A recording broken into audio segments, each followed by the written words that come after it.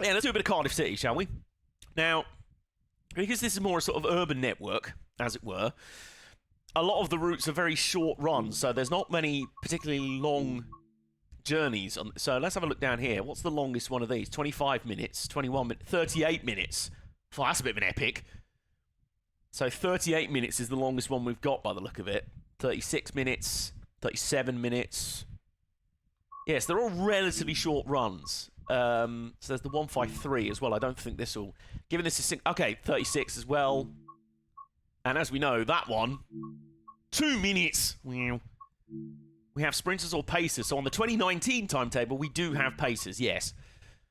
Unfortunately or fortunately, depending on your viewpoint. 39 minutes! So let's start in the present day. Well, it won't be the present day for much longer because this... And AJ's head is over some things. What's that? Oh, this is the Class 43, the HST, is what we're saying. That's why I was like, the irony of it only having a 1-2 minute service. So there's Pacer, 150, 153, and there's a Class 37 service on this run as well. Although, again, ironically, the longest run is 10 minutes.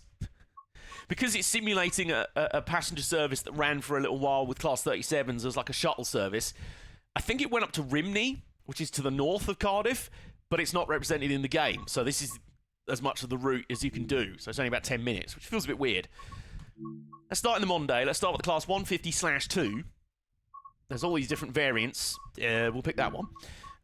And let's start in the morning with a...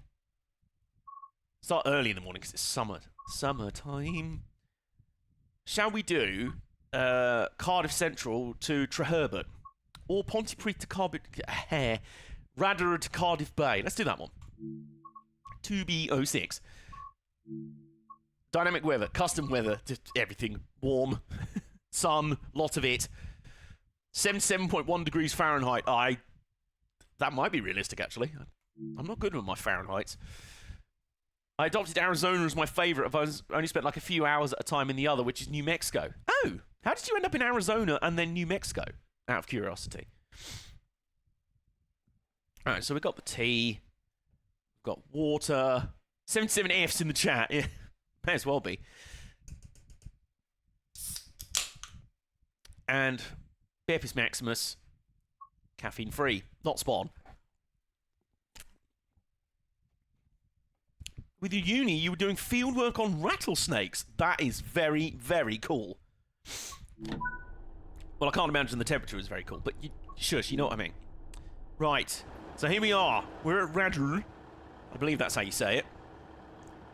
If we had Nay in the chat, he'd know, given he is now exiled in Wales and is actually learning to speak actual Welsh.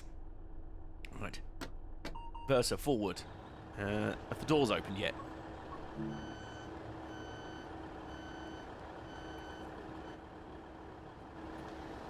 Yes, there we go. So the doors have opened. Let's set the headlights to... has that set them? Yes, it has. There we go. That's actually sick. I know, right? Right, given the weather, we're definitely having this down. And where's the fan? Yeah. That's on. This is quite realistic to my current office right now. I've not even got the windows open in my office, so... But this is early in the morning, so hopefully it's not quite as scorchy hot yet.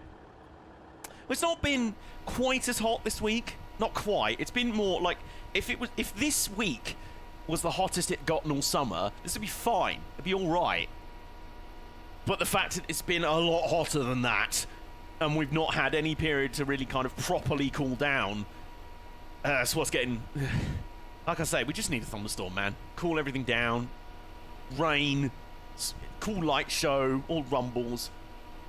The most important rattlesnake is the Texas rattlesnake, Stone Cold Steve Austin. What? Anyway. Alright, so we're just going to chill out of Radar for a bit. Do you know what I might do, actually? It's on the precipice of comfort. 4 degrees less, it would be perfect. Yes, which hopefully... Let's just check the Met Office app on my phone. Is it going to load before we get the go to leave? Yeah, it does load. So the peak today is 28. Tomorrow, where I am, 23. So there you go. And the peak next week is 24, so that's much better. That is more tolerable. I think anything above 25 to 27, that's when it's starting to take several levels of urine in this country. So, ooh, perfect. I've got a fun fact, or some fun facts about Llandaff, which is our first stop. So, I don't care that it's 7 in the morning. If I've had to put it up with my neighbour, who has the loudest motorbike in the world, leaving his house at 5 in the morning, twice this week. Yeah, you know I said I've had some terrible sleep this week. He might be part of the reason. Then you lot are going to have to deal with my train horns at 7 in the morning. Anyway, let's go, shall we? Brakes are off. Reverse is on. Reverse is forward, yes. We are moving. It's 28 here, and it's the coolest it's been. Oh, my goodness. Whereabouts is that in America, because obviously we're getting into the thing of, like, certain areas of the world that are more used to hot weather can deal with it a bit better. Not Stone Cold Steve Miocic. Northeast. Okay, fair enough. So I assume that's probably quite uncomfortable then. I was going to say, if it was like the south, it's also humid. That's the problem here. That is the problem here. That's another reason I really want there to be some humidity, some thunderstorms, because does it show what the humidity is? 28. Daily high, 82%. Daily low, 60%. It's toasty. Today was 30 degrees on 77% humidity. Where's that? In Poland? It's going to rain tomorrow. What, in America? Nice. Well, in your area. Might rain on Sunday too, which is the final. That would be very funny. Just the grand final. The grand final of the America is the greatest country in the world. I love Trump so much World Cup. Just to see Gianni Infantino getting rained on for being a bold...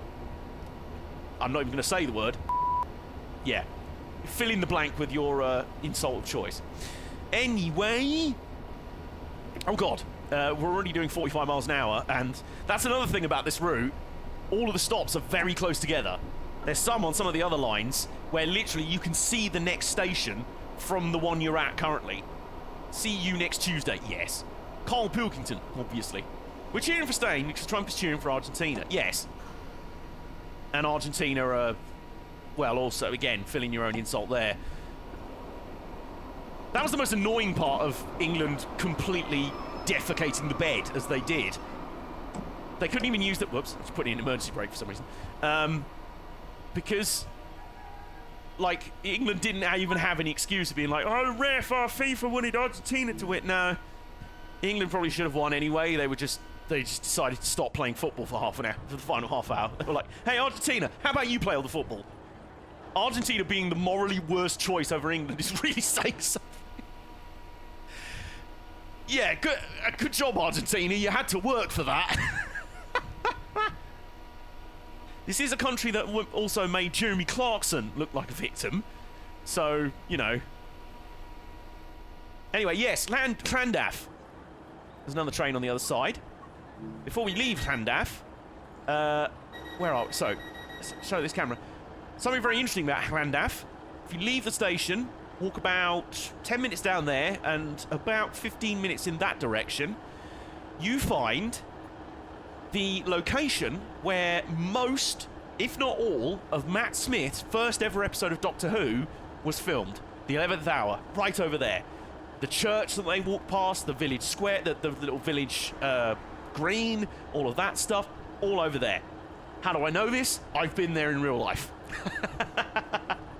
So literally, if you go to Llandaff Station, you walk down there and about 15 minutes sort of in that direction, and yeah, you get to see it. I've got a load of pictures on my phone. I basically tried to do the kind of side-by-side bits. There's also some other bits that are in Doctor Who as well. I want to say there's the end bit of... what's the Family of Blood two-parter with David Tennant? I want to say the end bit, there's a statue, not Weeping Angel, but a statue near there, or like a sort of memorial near there that they used to film there as well. So, yeah, I mean, we're in Cardiff. You're going to find Doctor Who filming locations. You're going to trip over them, basically. But, yeah, if you want to find all those scenes from the 11th Hour with the church, the Doctor and Amy Pond wandering past the church and everything and all that stuff, you go over there. So anyway, everyone on my train's like, we didn't get on this train for a Doctor Who guided tour. Oh, you didn't? Tough, because that's what you're getting. Anyway. Right, let's go. Listen, the next station's 2.5 miles away. Okay, that might be a bit optimistic. Right, let's floor it, though. Let's do it.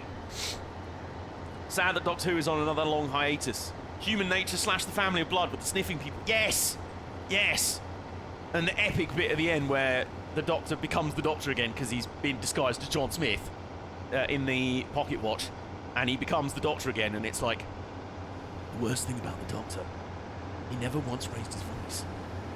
You feel the fury of a Time Lord. And he, like, strings one of them up as a scarecrow forever and traps the little girl in, forever be trapped in the corner of every single mirror you ever look in. All that kind of stuff. Yeah, because the Doctor, nice and chill most of the time, tries to be peaceful. Push him a little bit too far, though.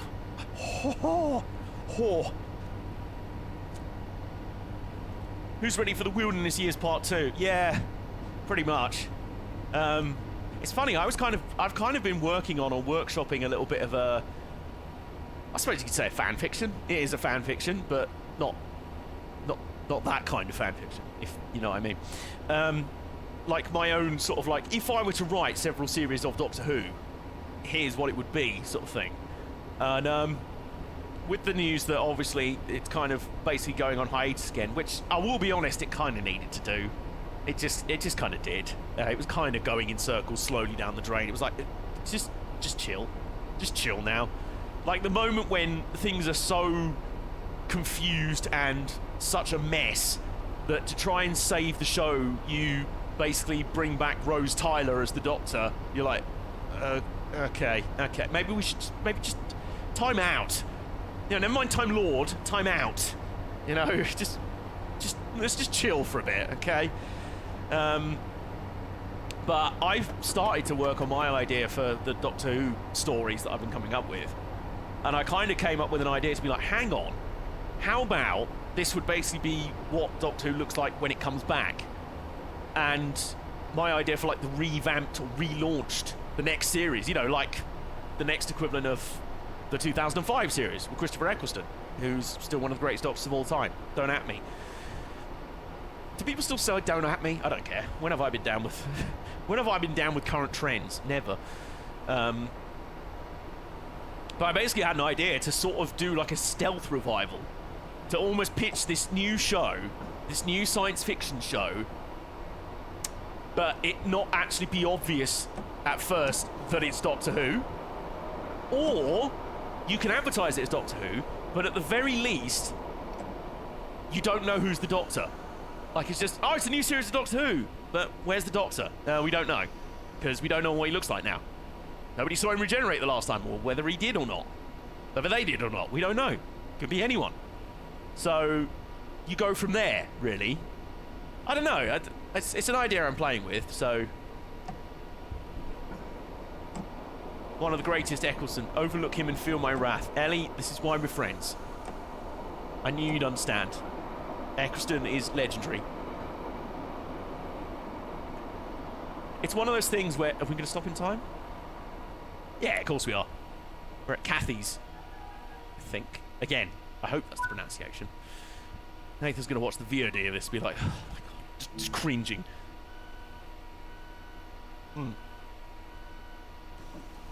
Fan fiction, not smart. Yeah. Anyway, welcome to Kathy's. Kathy's? And we're only a couple of minutes late. Not really that late, let's be honest. Not enough to trigger delay repay, so that... He got to kiss John Barrowman. He did. He did do that. So really, who's the real winner?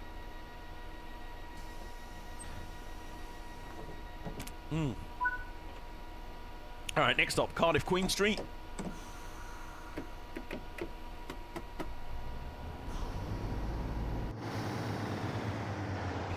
Do we just gun it full throttle? I feel like the acceleration isn't that fast. So, just thrash it. Although now we're getting, because Cardiff Queen Street's right on the edge of, it's in the city centre basically, Cardiff Central's the main sort of hub of everything, which is because this network is basically becoming the, is it the Cardiff or South Wales Metro? They're going to be introducing trams, but they're not trams. So I guess that makes them trainums or trams, tramins. I don't know. And they've electrified all these routes now, I believe. I think most of them anyway.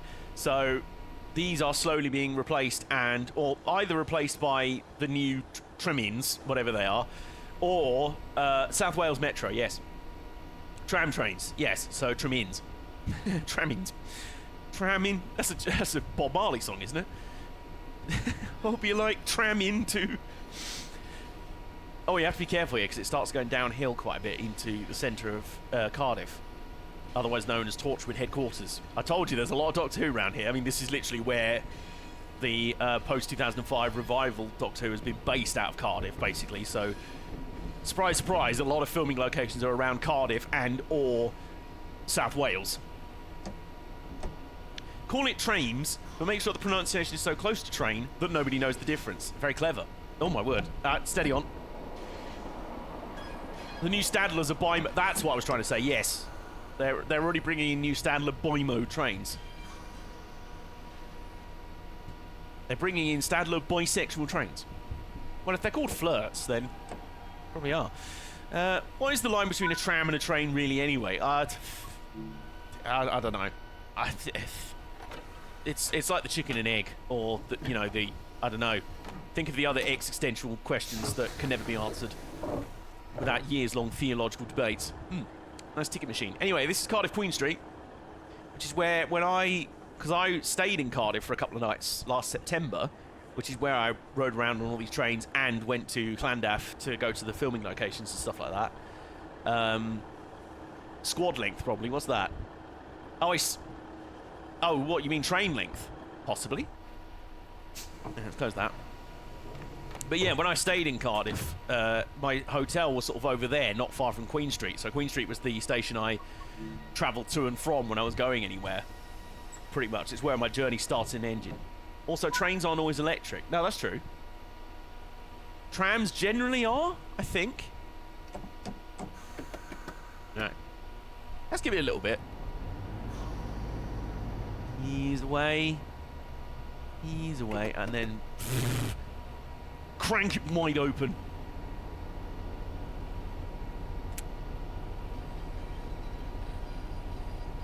Don't forget horse trams. Oh yeah. Speaking of trams, by the way, I was at the London Transport Museum, not Tramsport Museum, recently. Toby isn't electric. He gets offended when you imply he's electric. Oh yeah. What's the Wisbeach and Upwell tramway? That makes things strange. Anyway, yes. Let's get away from that.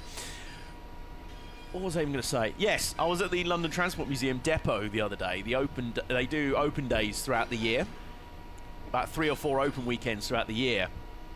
And they were having one of their open weekends, and basically the London Transport Museum depot is all the stuff that they can't fit in the main London Transport Museum. That's like, are you really a massive transport nerd? Because like the London Transport Museum is good, but it's very much the kind of tourist entry level sort of, transport stuff and things about London and that. If you're really into your tube trains and your buses and stuff like that, you go to the depot. That's where they're hiding the really good stuff, including entire preserved tube trains and coaches and buses and stuff like that. And I went there with my best friend. Was it last weekend? I think it was last weekend actually. And because I remember afterwards we found a pub nearby and we watched the Morocco-Canada last quarter final 16. No, last 16. I've completely lost track of the World Cup. There's a lot going on. Oh! I've just remembered now. We're not actually going via Cardiff Central. This route kind of splits off just past Queen Street, and you go down to Cardiff Bay on this separate little route, which you'll see, as it's depicted in this, is midway through being electrified and revamped and being rebuilt. Because when I went down there last year, yeah, it was basically a building site down there. One of my longest standing hot takes is that the entrance to the LT Museum should be a regular gate line and you can pay with Oyster or contactless or get a paper ticket with Magstripe. That would be very authentic and I approve of that. I'd also approve of just being able to get a ticket to visit once. Because it's all well and good being like, well, you've got a ticket, it means you can visit as many times as you want in a year. Well, either I'm only visiting London once, or I forget I have it. So there's no point, really. Tangentially related, but I went to the Gwilly Railway about a month ago. You know what? If Nay was in the chat, he'd be like, oh yeah.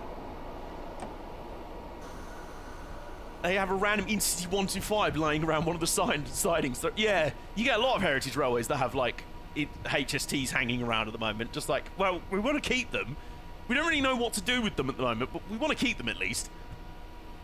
And so what's interesting is when I visited Cardiff Bay Station last year, this platform had been closed. And they were running trains into the other expanded platform, which, if we hop out... hang on. Door. Get on the floor. Everybody walk the dinosaur. Yep, there we go. So you see here, this is a tiny station. It's just one tiny platform. But if we go up here, you'll see that in the game they're representing the building. And so when I went to visit, they had closed this platform and opened that one over there. Which you can see a lot longer, a lot bigger, a lot more space for actually people to actually get on the train, which is nice. So let's just finish up this run by locking the doors. Door. Beamish does that. Or it did when I was there. And sure enough, I did go once and then forget about it. Exactly.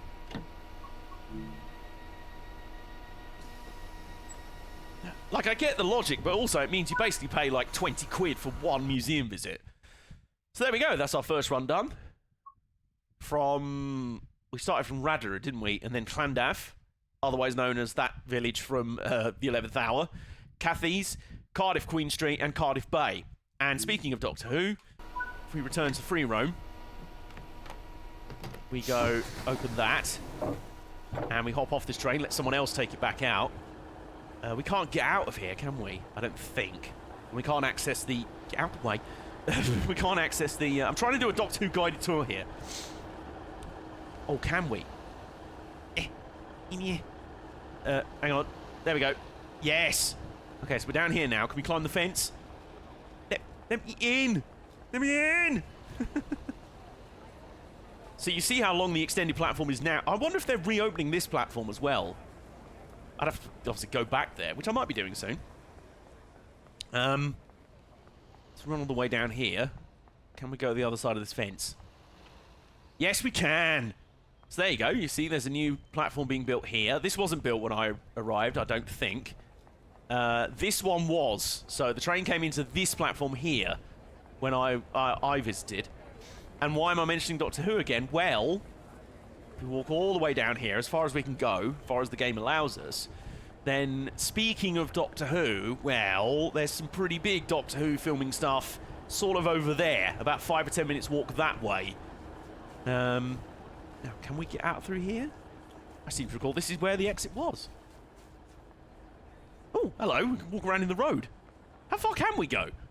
Oh, that's it. So, over there is... oh, I can't remember the name of it. Is a very famous, I want to say, museum with a very famous design on it. Well, very famous kind of architectural, well, architecture. And over there, and there's also a big sort of pillar or like a monument there as well. Over there is where the Rift is, which is where, well, it first arrives in... what episode? Yes, I'm good. Don't worry, I'm giving a Doctor Who tour here. What episode is it in? Is it... not Tinseltown. What's it called? Boomtown. Is it Boomtown? It's the episode from the Christopher Eccleston series where they land in Cardiff and he's like, oh, I have to land here every so often to recharge the Rift energy in the TARDIS. So he parks the TARDIS up over there and is like charging it up, basically. It's an EV, basically. But Yeah, and I think that's referenced again a few more times. And down there as well, by the waterfront, is the entrance to Torchwood headquarters. And up until recently, and I was very glad that I got to see this when I was there, because it's gone now, was the shrine to Yanto Jones, who is pretty prominent character in Torchwood, which was like the side kind of, what would you call it? Splinter series? Blonde. Oh, is that the name of the Slitheen? Yes! I'm trying to remember the name of the woman. Well, the human alias, I suppose. But yes, Blonde, the Slitheen. And there's that amazing bit where they're trying to chase her around, and she's running, like high heels, and she's like, "Can you stop?" And the dog just keeps teleporting her back over there, and she's like, "What? Stop doing that! That's really annoying. That's not fair." But yeah, all of that filmed down there. And the shrine to Yanto Jones is actually a thing. Margaret Blaine, that's it. Is down there on was down there on the waterfront, and I went down and saw there's all these fans had left like pictures and stuff down there, and all these notes and things. And given that Torchwood, when was the last series of Torchwood? 2012. So I went down there last year, 13 years after Torchwood ended. That shrine was still there, which I think is pretty impressive, and it was only removed, I think, in this April. Blonde Felfoch Passamaday Slitheen. No guarantees on. Well, you want to talk about spelling? You know what planet the Slitheen are from? I can't even say it. You know what planet the Slitheen are from, aren't you? Don't you? Yes, I know you could just copy paste it into the Twitch chat, but I like to. The honor system is in place here. Don't make me spell it.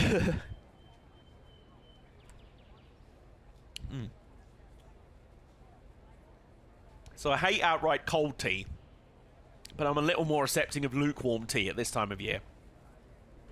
At this time of day, at this time of year, localized entirely within Cardiff Bay Station. Yes. May I see it? May I sip it? No. I said it out loud just so I wouldn't have to type it. You're just going to have to trust me on that. Yeah. The twin planet Clom, yes. One of the few good bits about one of the Rax Coricophallopatoris. I started so comfortably, but I'm not sure about the end. That looks good to me. That looks fine to me. The twin planet Clom. Yes, one of the few good moments from Love and Monsters. One of the most universally derided Doctor Who episodes of all time. Which I remember watching for the first time a few years ago, because I'm kind of late to the party. I'm making up for lost time here. The hiatus is not a bad thing, because it means I can finally catch up. But, yeah, I finally watched Love and Monsters a few years ago without realising quite the bad reputation it has. And I was like, okay, this episode's bollocks. But in a kind of entertainingly bollocks kind of way. Like, I just thought it was funny. I was like, okay, this is kind of pants, but I'm kind of digging it. And then it was only afterwards I realised that it's, like, the most hated episode. I was like, oh. I don't know if it's worth hating. But it's just, it's like The Room. Sort of, well, it's not as bad as The Room. But it has that sort of Room quality to it. It's just like, okay, fine. Yeah, it's not worth hating. It's just funny. And Doctor Who has always had its share of campy bollocks episodes, let's be honest. So, this train has been delayed while we await the driver. We apologise for any inconvenience to your journey. Well, Rainmeister, I was kind of doing a Doctor Who guided tour, so, fear her was way worse. See, this guy knows. This guy knows. That was genuinely just not good. That was a not good. This Doctor Who episode, Fear Her? It's not good. But yes, Love and Monsters is camp. It is, yeah.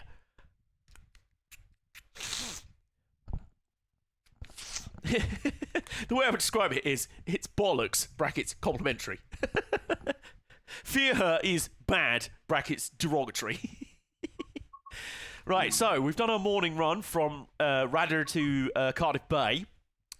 We could end the stream with that later, the reverse run of that. Should be right at the top, shouldn't it? So, Cardiff City Network. Shall we... Let's do a run in a pacer, shall we? Let's do that. Let's do a run in the donkey. And I quite like the fact they've represented the liveries, because they've done this 2019 timetable, which is when Pacers were still running in this area. And I like the fact they've done the liveries in that sort of changeover period where they weren't Arriva anymore, but they hadn't been fully changed over to Transport for Wales TFW livery. So they just put TFW stickers on the Arriva wraps, you know. So where do we go? What do we do? Head off to Rim need to 27 minutes. Heath High Level to Penarth. So that first run was at 7 or so. So where's the... Oh, 41 minutes. Corryton to Radder. Oh, that's kind of a circular thing, isn't it? Radder to Corryton. Okay. Corryton, I'm going to say, maybe. We started from Radder on the last run, so... I'm trying to remix things. Okay, 7:43. Yes, we'll do that one. Why not? Or do we start? I don't know if we could do that with I don't think the Pacers went to Cardiff Bay, did they? I don't think they did. Oh yeah, Cardiff Bay to Cardiff Queen Street. 5 minutes. Okay. That's a funky... Oh, I see. Radder's up there, and then you go down... Okay, I think I get you. 8:13. Oh, is there... If there's one every hour, then... 9:13. There we go. Or is there a 10:13 run? There is! There is! Let's do this one. In the Plucky Pacer. The Donkey. Which is what they were actually nicknamed. The Nodding Donkey. Because their suspension was so basic that they ended up bouncing up and down and sort of doing that. They were like sort of lowrider. It probably felt like it as well.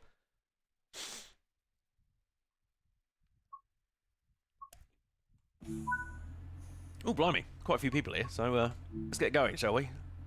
Where's the... here we go. On... Forward, there we go. Lovely. Nice little two-car pacer. Pop the headlights on as well. And you see what I mean about the... Let's use this camera. See what I mean about the livery look? This cream and dark blue, that's all the Arriva wrap. That's the original Arriva wrap.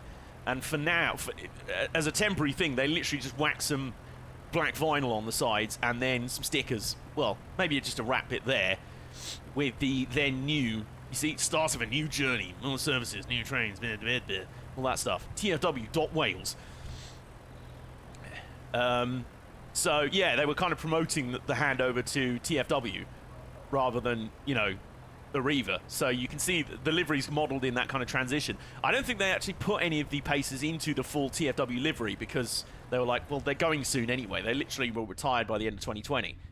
I didn't mind Fear. Yeah, you know, it's not offensively bad. I just thought it was a bit like, yeah.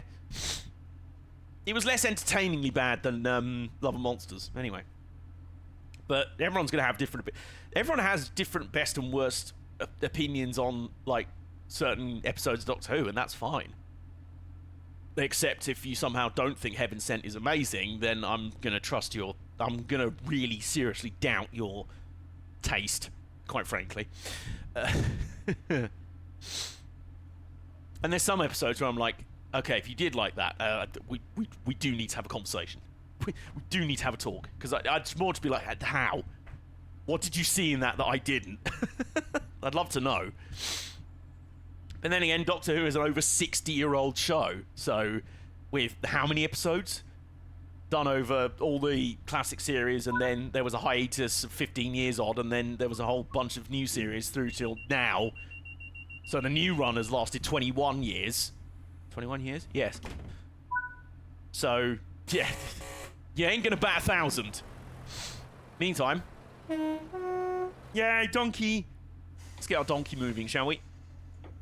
Let's hustle our donkey. It's got to be 4 figures now, surely. I'd think so.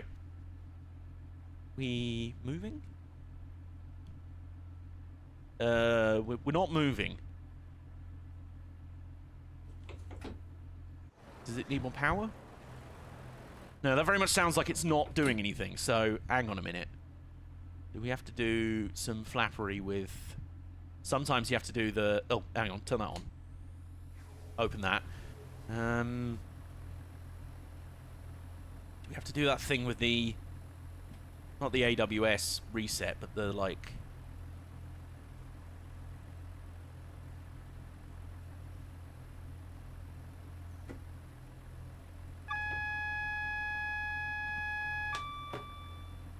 Can we go now? Oh, do you have to turn this off? Yes, apparently that's what you do. 892 episodes. There you go. Right, let's crack on. Yeah, we're only about 30 seconds behind. We're fine. And you know what I was saying before about how close some of the stations are on these routes?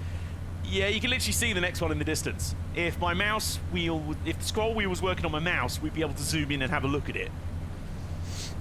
So what I like doing, because I am the worst train driver, I'm not a very good train driver if I'm honest, is I try and hit the top speed before we have to slow down for the next station. I don't think we're going to hit 45 miles an hour before we have to slow down for the next station. I mean, look at the map in the top right of the screen. Look how close they... The next station's even closer. No, we're not getting to 45 miles an hour. We absolutely are not. Right. Don't go up to step 3 of braking. Remember PTG Rail's advice. Although we might have to. No, actually, we're good. We're good. Ease off a bit. If anything, I'm going to stop a bit early. This donkey's got good brakes. I'll give it that. Say what you like about the Pacers, and there's a lot to be said about them. These are brakes on them. And there we go. Oh, right. You know when I said that we were only 30 seconds late leaving that station? We were supposed to already be here at 10:16. Oops. Let's work to get some train back. Some time back. We could do that. Right. We just got to treat it like that story from Thomas the Tank Engine where he's racing against the bus. Except we are the bus, but we're also the train. Go, go, go, go, go. Hustle.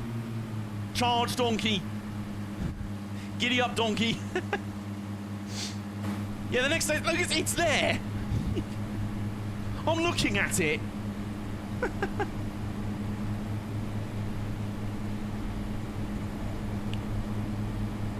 I'm going to go with Rubina Station. I'm not going to call it Ribena Station, because I'm sure that's wrong, and Welsh people will be very offended. Power! Exactly. I saw something really funny earlier, by the way, speaking of Top Gear.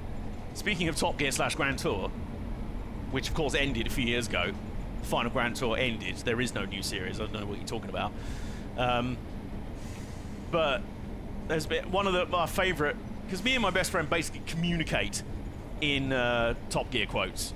We grew up on Top Gear. We bonded over Top Gear. The core of our friendship is not Doctor Who, actually. He doesn't really care about Doctor Who. Is Top Gear, Hot Fuzz, and Queen. So that's the core of our friendship. Oh, and motor racing, obviously, as well. So we communicate mostly in Top Gear references. One of our favourites is the bit in the Caterham where they're building the Caterham at Knock Hill Circuit. And Clarkson's like, you see this? All he does is sort stuff. And then Clarkson just loses patience at one point. He just goes, James! Stop filing! So, the amount of times recently... Yes, there we go. The amount of times, like... And it's especially funny whenever we've watched England play football the last few years. Because there's literally a brother and sister combo who both played for Chelsea, I believe, and both play for their respective England teams. There's Reece James for the men and Lauren James for the women. They're brother and sister, and whenever they get the ball, the commentators literally have to go, James! And then earlier, I saw a thing for, like, I want to say it's called the Rock and Roll Circus. I was tempted to go to it last year because Queens of the Stone Age were playing. It's in, like, Sheffield, maybe? I swear it was up to, like, Sheffield way. And I saw an announcement for this year's Rock and Roll Circus. And The headliner, I've never heard of this band or artist before. If any of you have heard of him, let me know if they're any good. But literally, it was like, win tickets to go and see at the Rock and Roll Circus, headlined this year by James. It was literally, James! That James May bit where he's talking about unplugging an electric car and it's not funny. It's like the bit where he talks about locking people's bikes. He says, and I know it was you, because we did it on York Station in 1975. Oh dear. Right, so now we're at a station, another one. We're at about the third one in about a quarter of a mile, by the look of it. Oh, here's the route. So where are we? We're Corrington up there. So Whitchurch, Rubina, and Birchgrove, and Tiglass. I'm going to go with Tiglass, and then Heath Low Level, and then I think we go round to Radir that way. Anyway. We're already late. We're about 2 minutes down by the look of it. We can make up that time. The drag racing donkey can do that. So next up is Tiglass, which is it's 410.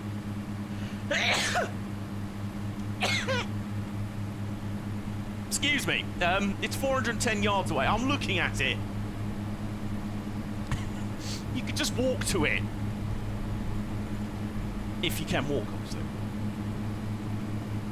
Anyway, come on, hustle, come on. Well, the bit of advice that the game gives is that you should be doing about 30 miles an hour when you enter the platform. So, we're going to be entering... Oh, no, that's a very short platform, though. It's a very short platform. It's a very short platform. I'll put emergency brakes on. Oh, the donkey. Oh, the donkey pulled up. Well done. I mean, hang on. How many doors are off the platform? Just that one. Hey, it's fine. It's okay. Listen, if we're gonna make up that time, we've got to take some risks here, okay? Also, it's my tendency to play train simulator games like like racing games. They're not hanging around with the doors here, are they? They're like, it's running late. If you're not here already, then tough luck. Right, let's go. Now, we put it in emergency. Okay, that's fine. We're good to go. I didn't know if we had to do like a soft reset of everything. Systems reset. Right, Heath Low Level is miles away. And by that I mean it's 0.8 miles away. Even that door is kind of sort of on the platform. Just a bit of it. Yeah, it's just, you know, a bit of a step down. Excuse me. Oh, anyway. Come on, hustle, little donkey. Come on, the donkey. Now, do we have enough... Oh, we might be able to get up to 45 miles an hour on this stretch. There is also a red signal lurking the other side of the platform, so... Just putting some extra pressure on as well. Come on, though. 40 miles an hour, 41. 40, 42, come on. For 43. 44. Come on. 45, yeah! There we go. Right, and step on a brake. Immediately start braking.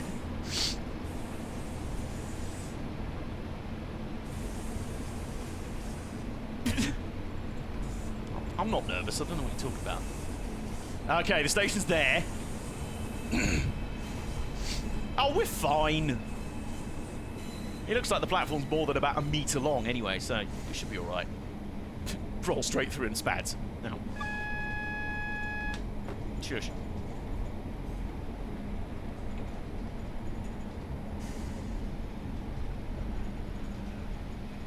Don't now spad. Please don't now spad. Please don't now spad. Come on. I will even stop a bit earlier. It means we don't spad. It means we don't spad. It means we don't spad. So there we go. I'm calm. What are you on about? There we go. Spot on. Lovely. So we're at Heath High Level. Now, question is... Hang on, this is Heath High Level, right? And yet there's... Oh, that's a road bridge. Okay, I'm a bologna sandwich. Ah, there's the other tracks over there. Now, is that Heathrow level over there? Or is it all the same station?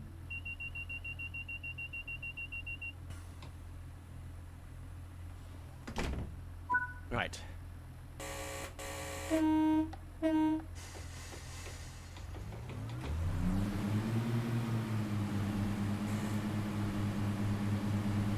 was going to say, I want to say there's a buzzer that you can do, or you probably have to do, to reciprocate when the guard does the bzz, bzz, to be like, you're good to go.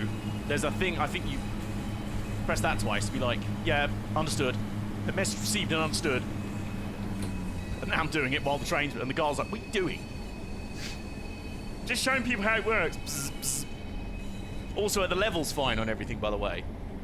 Just realised, because the last time we did a Train Sim World stream, it took me a little while. Afraid I'll have to dip, bud. Really good chatting with you again. Always down for a Robot Wars watch-along whenever I'm gonna have to take you up on that, I think. I think it'd be rude not to. Also, we can now do 75 miles an hour. Well, I don't know if the Pacer can do 75 miles an hour, but let's find out. But yeah, so Robot Wars watch-along sounds flipping marvellous. And it's been lovely to see you again.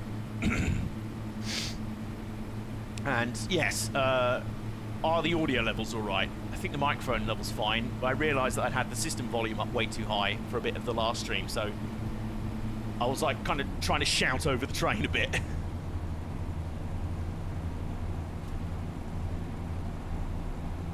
Yes, they are. What's that? Trying to remember what I literally just said about 30 seconds ago. Also, honk at the Pacer. Oh, the audio levels are good. Okay, there we go. Right, mile and a half to Cardiff Queen Street. We're gonna have to slow to 25 in a minute. We are going down a 1.2% gradient. Are we gonna get to 75 miles an hour? This donkey is flying. This donkey is absolutely flying. Look at him go. Look at the little donkey go. Are we going to hit 75? We're going to hit 75. We're going to hit 70. Oh my god, this is tense. This is tense. 74. 75 miles an hour. Right, braking. Let's get to 88 miles an hour. Steady on. Okay, now we're braking quite a lot.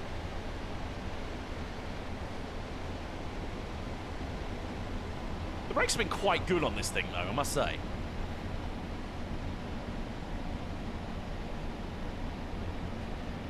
49, 48, 47, 46, 45. The brakes are good on this thing. Let's be honest, they kind of need to be. With me driving them. Let's do 75 miles an hour, yeah! Right, there's the yellow signal. And we're easily going to be down to 25. Well, not quite. 27, 26, 25. There you go. Easy. So now this is interesting. Are we gonna terminate in Cardiff Queen Street and then go the other way up towards Radar, or do we go round out of Cardiff Centre and loop back on ourselves? Not entirely. Oh, hello. This is now 15 miles an hour. Steady on. A bit more slowing down required. Oop. It's fine. That's all right. There we go. We're making up time. Look. We're not even gonna be a minute late into this station. And there we go. Didn't even need to use step 3 of braking. PTG Rail would be proud. He probably wouldn't be proud of any other ways that I'm driving this train, but for that and that alone, he would be quite pleased. Oh, that's quite nice. Photogenic. Oh, hello. Hang on, can we put a destination blind up there? We can! So where are we going? We're going Radar, aren't we? Not in service, special. Apperson, Argode, Barry Island, Bridgend, Caerphilly, Cardiff Bay, Corrigan, Evervale, Mesteg, Newport, Pembroke Dock, Penarth, Pontypridd, Radar. There we go. Yeah, you see. Oops. Hang on. Hey, spot on. There we go. Yeah, see? So yeah, over there when I was visiting Cardiff, last year. I stayed sort of 10 minutes down there. In one of those, what are they called? Easy hotels, I think they're called. Easy in that there's nothing in them. But if you want a cheap place to get your head down for the night that also has a bathroom in it, it'll do, you know? And sometimes that is all you need. And I was even blessed in that this hotel room had a window. Most of them don't. So they're even cheaper. Also, I saw that was blank, and I assumed that that was a thing, like an unlockable thing, like put a poster up there. But apparently not.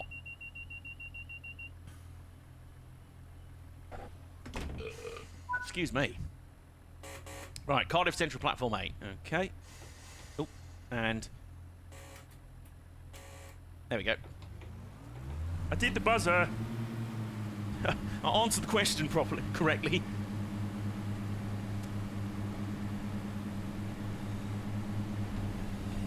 There we go. So we do a bit of 15 miles an hour, and a little bit of 25, and then back to 15 as we go down the very steep incline into Cardiff Central Station. I think we're going to go out the other side of Cardiff Central and loop back on ourselves that way, I think. Because obviously in the last run we came from Rado, which is where we're going to, but we just went to Queen Street and then just went straight to Cardiff Bay. We cut off this section entirely. In fact, those... I'm just wondering where the junction is. Oh, we could do 25 now if we want. For, like, a couple of 100 yards. No. For a couple of 100 yards, and then we're back to 15 again. Ah, there we go, you see? So down... yes. So down here is the run into Cardiff... Cardiff Central. Dead on 15 miles an hour. And so, obviously, down there... straight down there is the branch to Cardiff Bay. I think your headlights might be off. Are they? No, the headlights are on. No, on the back. Oops. Yes. No, they're fine. Now, the tricky bit here is that obviously it's a very steep incline, and you've got to keep it on 15 miles an hour. So, bit of brake, release.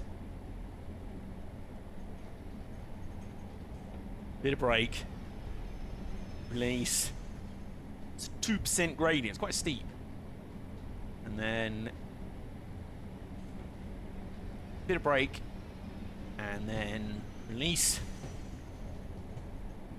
And it now just evens out at the bottom here. So now we're on the flat, so we should be alright. Should just coast into the platform. Yeah, we're gonna be about a minute or so down. Alright, we made up some time. Aren't we, Ebbs? We're doing alright, aren't we? Ebby is my official travel buddy, by the way, if you didn't know. It's funny, for like my Another Station, Another Mile, like my filming trips and stuff, and trips to heritage railways and things, I've kind of wanted like a teddy bear guard, or train driver, or signaller, something like that. But a lot of them, I don't know, they kind of seem, I don't know, a bit generic, maybe? I think you really should be commentating in Welsh as well as English. Trust me, Ellie, nobody wants that. Nobody at all wants that. Let alone my friend who lives in Wales and is learning Welsh. And his Welsh partner. Nobody, they especially do not want that. Oop. Whoopsie. It's fine, there we go. Right. Yes, welcome to Cardiff Central. This is the main station in Cardiff, as you can probably tell. Yep. Have a look over here. I can't fly any further with the drone camera, as it were. But, yeah, somewhere over there... there it is! You can see it between the buildings. Right over there is what I still call the Millennium Stadium, but it is now called the Principality Stadium. Basically, that's the big stadium where Wales play rugby. In there. And that, to me, as a rugby fan who is also an England rugby fan, that is the enemy cauldron. You know how England football fans were talking about the Azteca in Mexico? That's what that place is like. It is like you really are entering the bear pit when you go in there. Even in the last few years, where the Welsh rugby team have not been very good at all, still. I've turned the reverser off by accident. Shouldn't do that. Train driver just casually levitates up to the station roof. Yeah, it's a bit of that. Just so you know, by the way, I'll probably be ending around 9, half 9. It won't be quite the full 3 hours, given we started a bit late, but I'm also up relatively early tomorrow. We're going to me and my dad are going to a model railway show, which should be really nice. And yeah, where I've just been having such rubbish sleep lately. I'm knackered, I'll be honest. So, right, let's be careful here. Let's lock the doors. Now, we've got Ninian Park Platform 2 to go to next. However, signals there, still red. So, do I ease up to the end of the platform, maybe? I don't think so. I don't think I should have to. Because it'd be a bit weird if you just closed the doors but trundled up the platform a bit, because there's people still on the platform. They're like, can I not get on?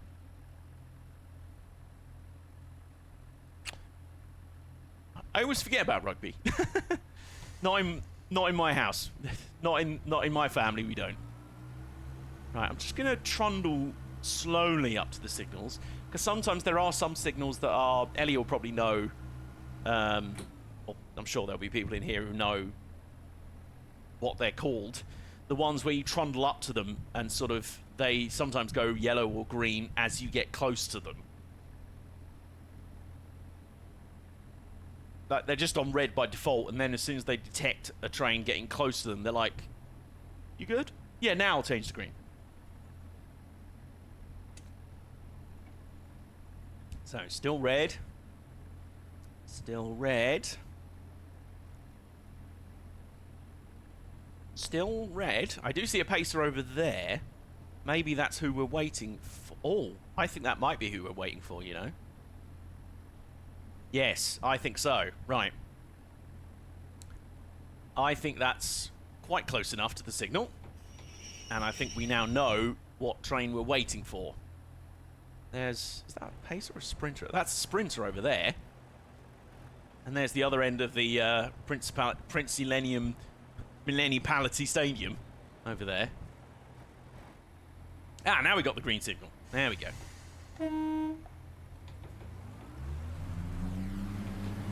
Right, crack on, let's go. So we've got 1 minute 45 seconds to get to Ninian Park on time. Now, Ninian Park is less than a mile away. Oops, steady on, steady on. Steady on, donkey. Whoa there, donkey.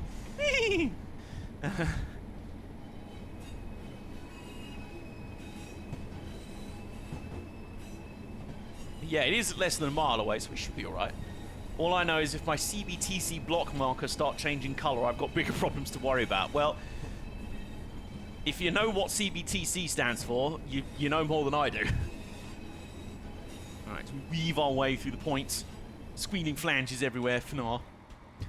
That's literally what they're called. Flanges. And there you can see the Principality Stadium over there. There you go.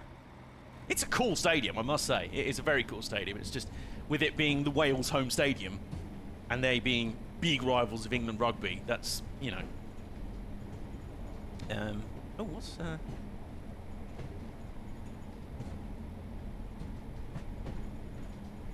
Oh. Sent me a story from the Romney Hythe and Dymchurch Railway. Can we accelerate yet? Beefy flag.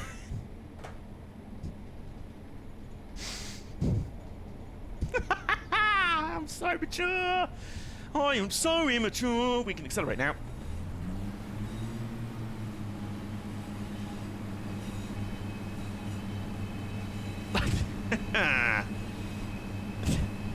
It's like I will always, 100%, for as long as I'm alive and there is breath in my body and blood in my veins, I will always laugh whenever I remember that there is a company called Beefy Flaps. There's genuinely a company. They've even got a website, beefyflaps.co.uk. If you want to know, they sell mud flaps or mud guards for lorries.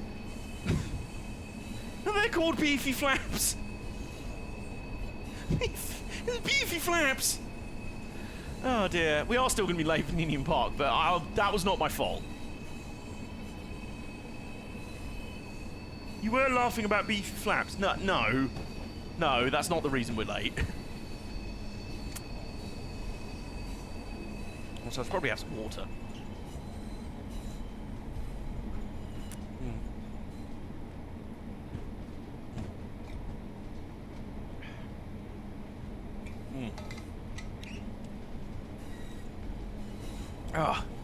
Nobody asked me to hydrate, but I have.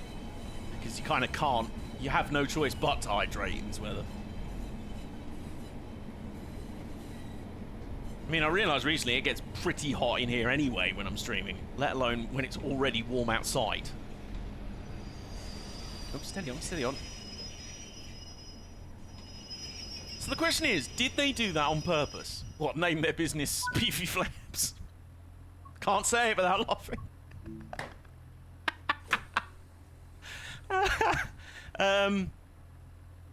I think they did. I suspect you have to know what you're doing. If you name your company Beefy Flaps, you have to know what you're doing. Oh, for God's sake. Anyway, I found one recently that sells industrial ceiling fans and things like that. The company's literal name is Big Ass Fans. That does also... you could also read that as... Are they selling just large fans? Or big fans specifically for your arse? Does your arse need cooling? Specifically your arse? Well, don't worry. We've got some big fans for your arse. We've got some big arse fans. Anyway. Oh my word. Now there's a pronunciation I'm not... Well... It's spelt Wongron. Wongron, I'm going to go with. If that's wrong, yes. Educate me on how it's actually pronounced.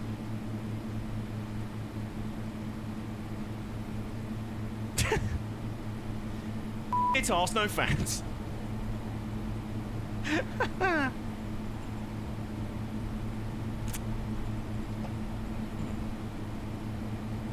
Right, we've got a mile to go.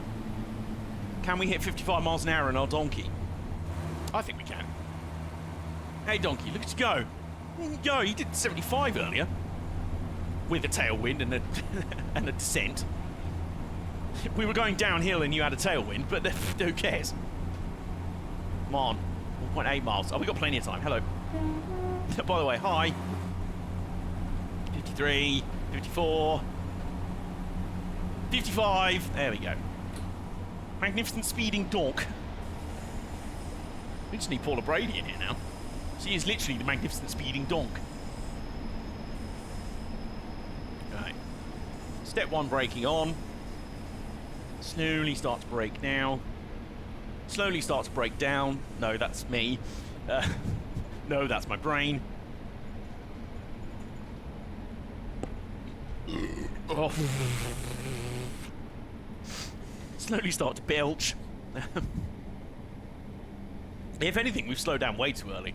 Maybe this is why we're losing time. We're actually stopping too early.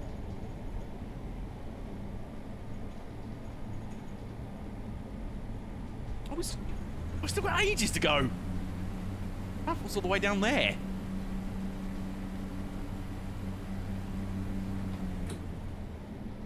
Now we put step 1 braking on.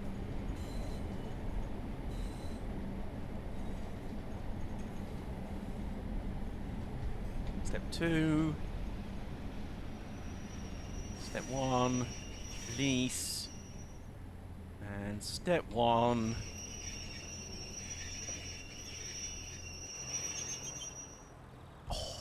Nearly spot on, but close enough. I believe the wine is pronounced similarly to wine. Is it? So it's Winegrun? Park Winegron, or Winegron Park. That snapping you can hear in the distance is all of Wales face palming. But to be fair, they don't make it easy. They don't make it easy.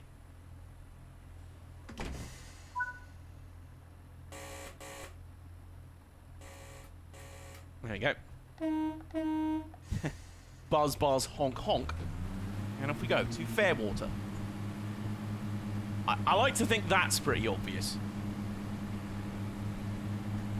In before it's now actually Finquater. Finquater.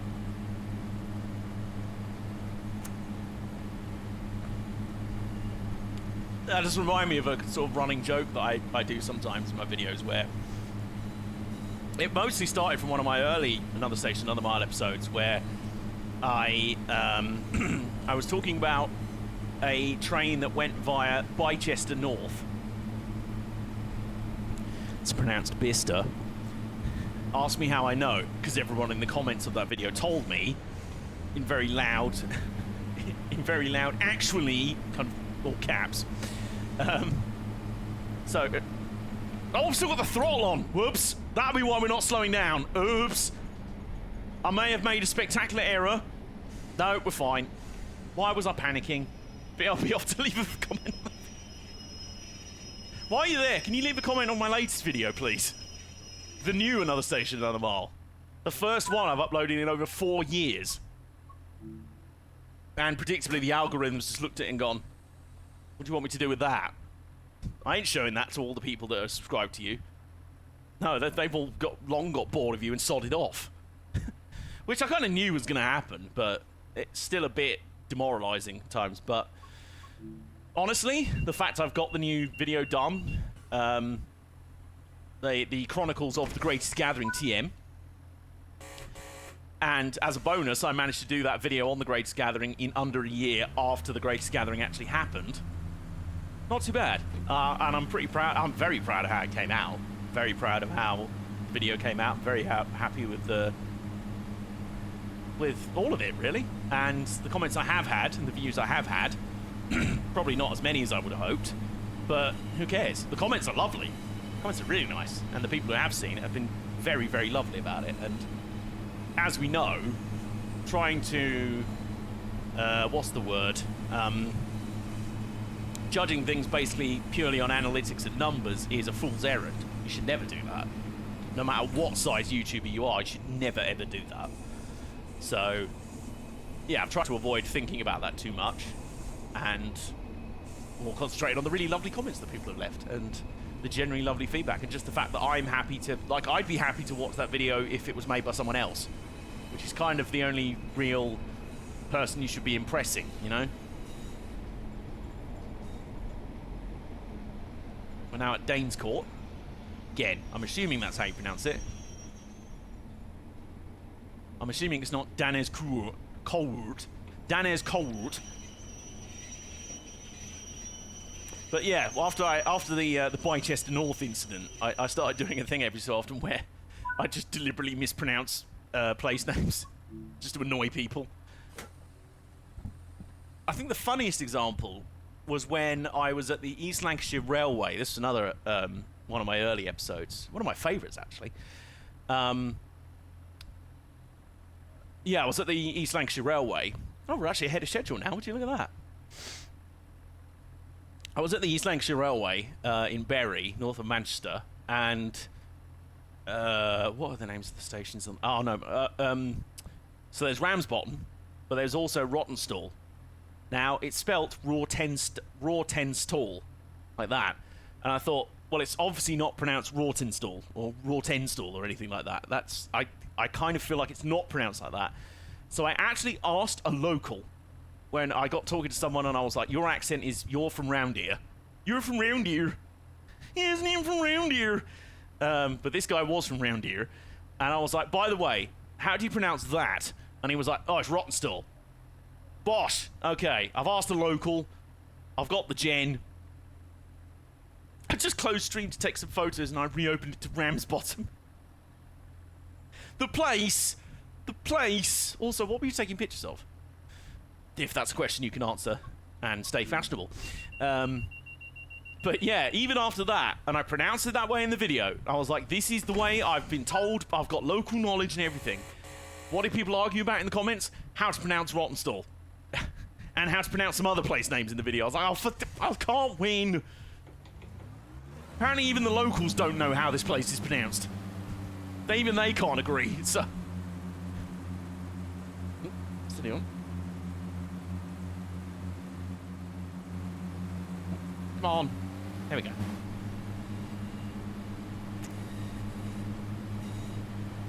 Now we're coming up on Pretty Sky at Custom House Station. Oh, nice. That is one advantage at this time of year. The sunsets are beautiful.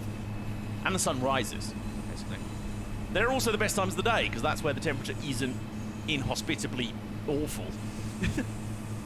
Like in the evenings, right around when the sun's gone down, or just after it's gone down, that's the best. When it's cooled down, and you're like, oh, this is the summer I like.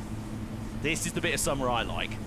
Just ignore all the hot bit during most of the day. Well, all of the day. Just the bit at the very start and the very end of the day. That bit is lovely. Meantime, can we hit 55 miles an hour before we get to Radda Station? Well, there is also a speed limit coming up that takes us down to 50 and then 25, so that's going to be tricky. Can we at least get to 50? I'm pretty certain we can.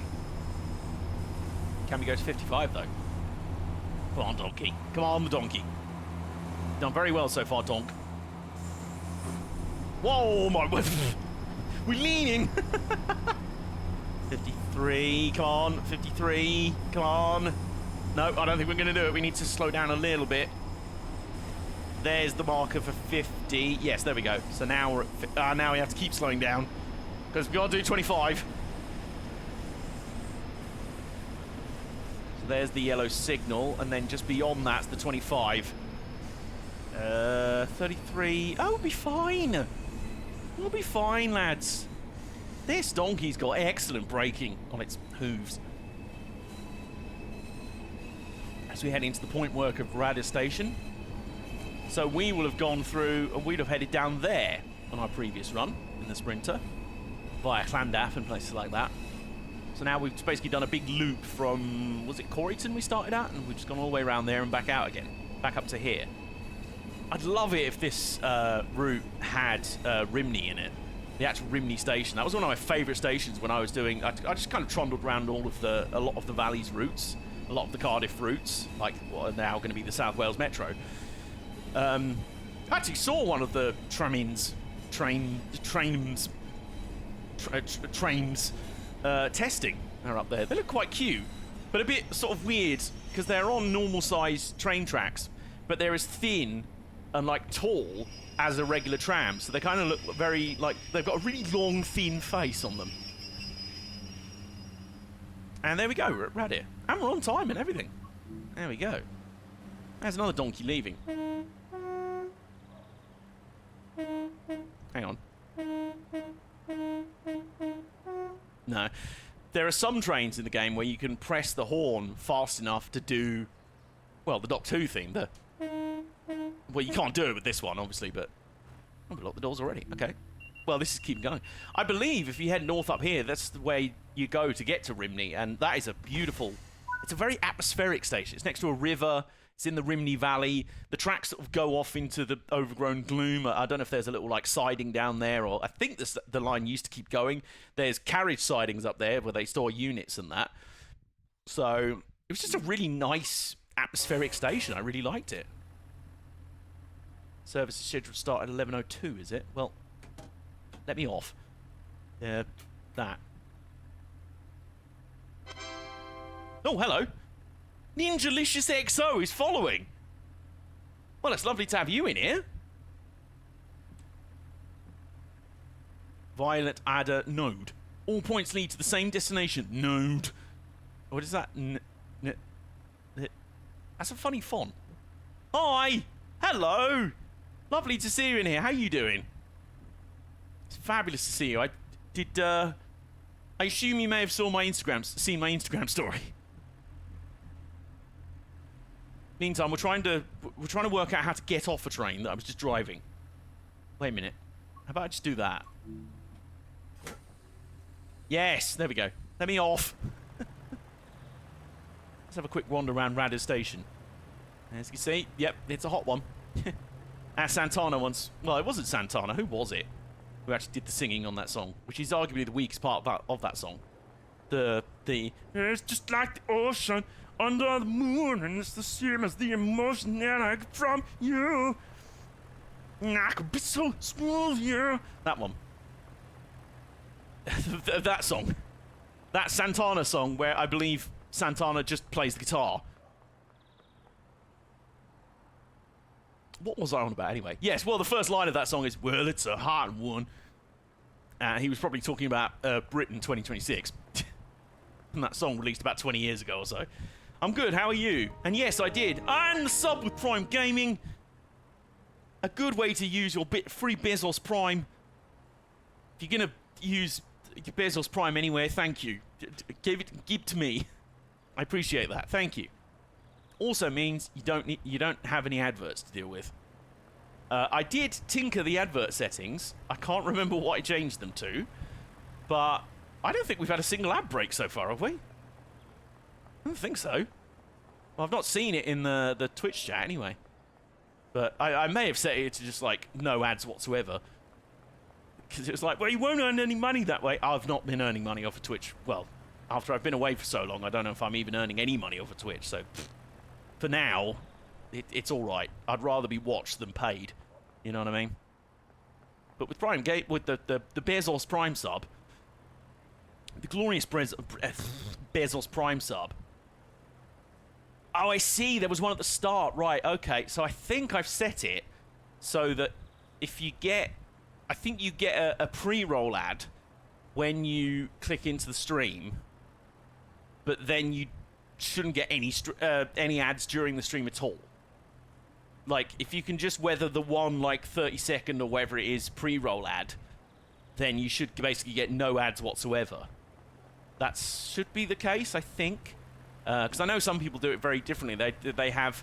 Because you either have to have that or you have more regular ads during the stream, but no pre-rolls. So, or pre-rolls are disabled for a certain amount of time. So, it's all a bit fiddly. Like I say, I think I just went for the one where it was just like, no adverts, that one. Or as little adverts as possible. Alright, let's head back to the main menu. We're an hour and 49 in. Half an hour till 9 o'clock. We can fit a couple more runs in easy. Like I say, with my already low energy levels, I might be done by about 9 tonight, so we might do 1 or 2 more runs, if that's alright with everyone in here. Where it's so warm. Let's go back to this one, shall we? Still 153. I'm at work, by the way, so I'm half paying attention. Okay. Now, I appreciate you using work hours for, well, for good use. Let's hop on the class 153, shall we? Let's go down to kind of middle of the day. We're into the afternoon more. Kogan to Heath High Level. We've been via Heath High Level, haven't we? We've not been via Kogan yet, I don't think. Heath High Level to Penarth. Not done that one yet, I don't think. So that's from Caerphilly to Penarth. Let's do that one. Our first run of the day in the 153. Another variant of the Sprinter. It's just a single car version of it. The 150, they're, well, mostly 2-car. I don't know if you've got some 3-car variants, but the 153s were pretty much all single car. You could obviously bolt them together, or combine them with 150s, I think. Right, unlock the doors. There we go. Here's our little single car boy. There he is. The headlights on. And let's also actually open the doors, because they don't open until you turn the reverser on. There we go. That is off, I think. Most importantly, turn that on. Open that. Hang on. Can I not open this? Oh, open that. Yep. Open all the windows. One disadvantage about these being older trains, I like old trains, but they don't have aircon, so that's a slight downside in weather like this. Horn works, that's nice. Headlights, day headlight. Nice display. Cab light, yep. Cab light on? No. You don't need a cab light on a day like today. Heated screen, no, we definitely don't need that. Fan speed, fast? Oh, that's not that, okay. Slow. Heating, cooling. Cooling, please. At least you're not feeding the coal furnace. No. I do feel like, I'm sure, especially for rail tours, I'm sure a lot of steam driver crews right now are like quite glad that there's a steam ban, mainline steam ban. They're like, to be honest, I didn't fancy shoveling coal in effectively a blast furnace in where the outdoor temperature is 30+ degrees. I mean, I was at the Didcot Railway Centre last week, and it was about, I think it was like 32, 33 outside. And there was this tiny little tank engine chuffing up and down on their little demonstration line. It's like a quarter of a mile. The cab was open and everything. Even they, because they were all in the full overalls and everything, I was like, oh, how have you not just melted into a puddle? How are you not just bubbling and boiling?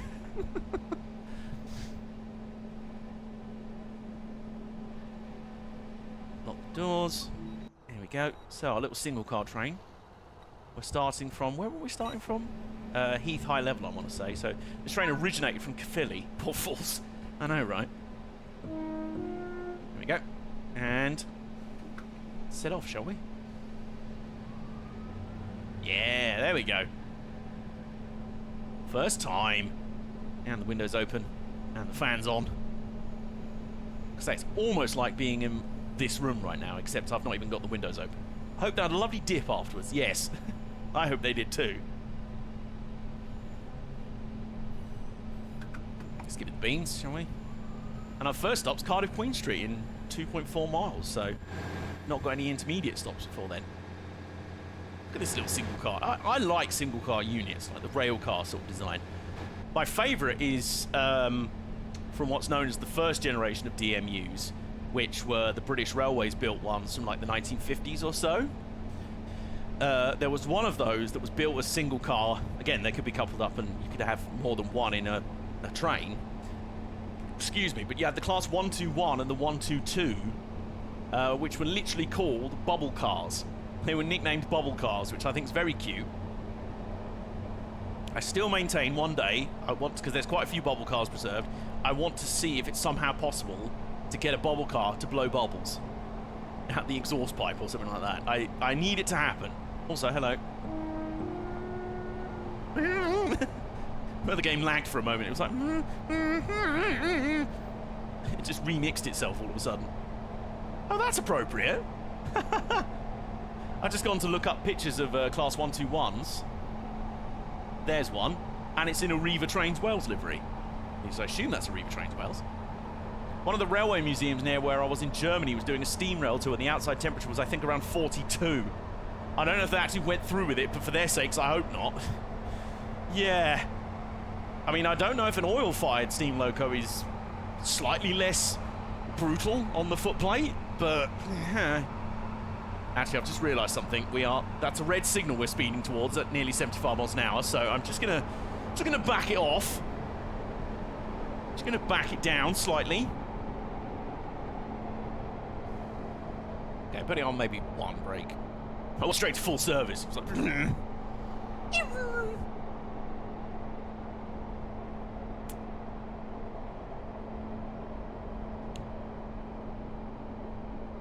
Come on, signal, do you fancy changing? There we go. I was going to say, normally waits until I've panicked and tried slowing down and slamming on the brakes to be like, oh no, actually I'm yellow now, you're good to go.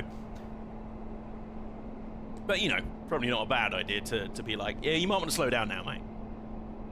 Especially a pretty good idea to remind me to slow down.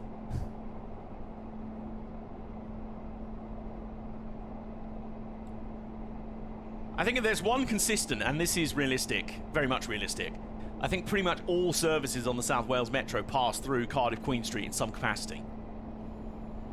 Pretty much all of them pass through Cardiff Central, but as we saw with the Cardiff Bay services, they don't. But almost everything passes through Queen Street in some capacity. Right, we're still doing 38, and we need to do 25 right about now, so let's back it down a little bit. Oops. Did a little bit too fast now. No, we're good. We're fine. Relax. Dead on 25. I don't know what you're talking about.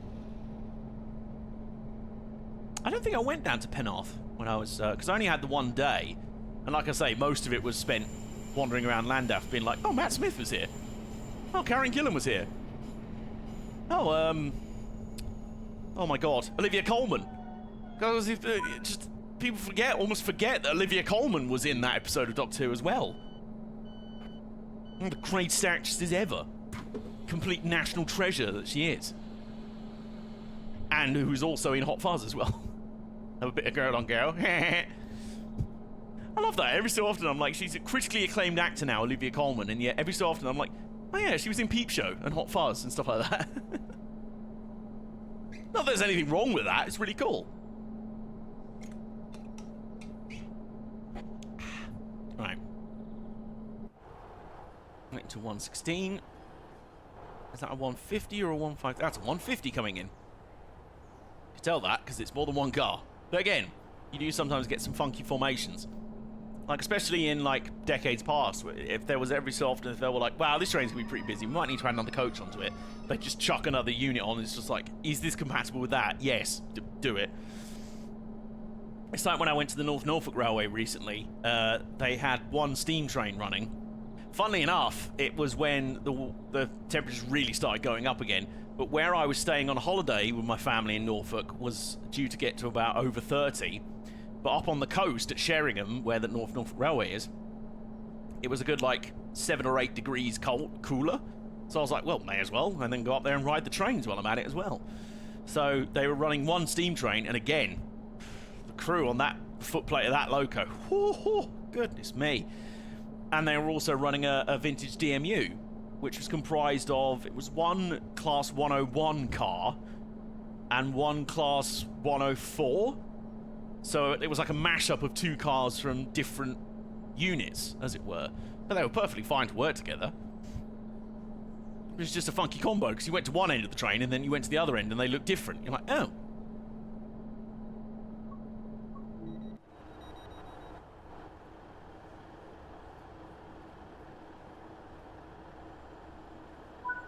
Lock the doors. There we go. Right. And now we head into Cardiff Central. So this is another of those services that goes to Cardiff Central.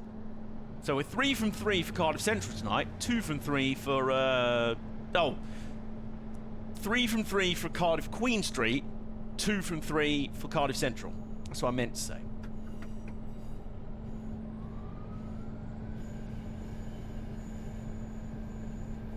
Is there any point in trying to accelerate up to 25? We immediately have to slow down to 15? You know me. We're going to do it. 22, 23, 24, 25. There we go. And then train break 1. Yeah, easy. I'm really good at this. Quote said seconds before disaster.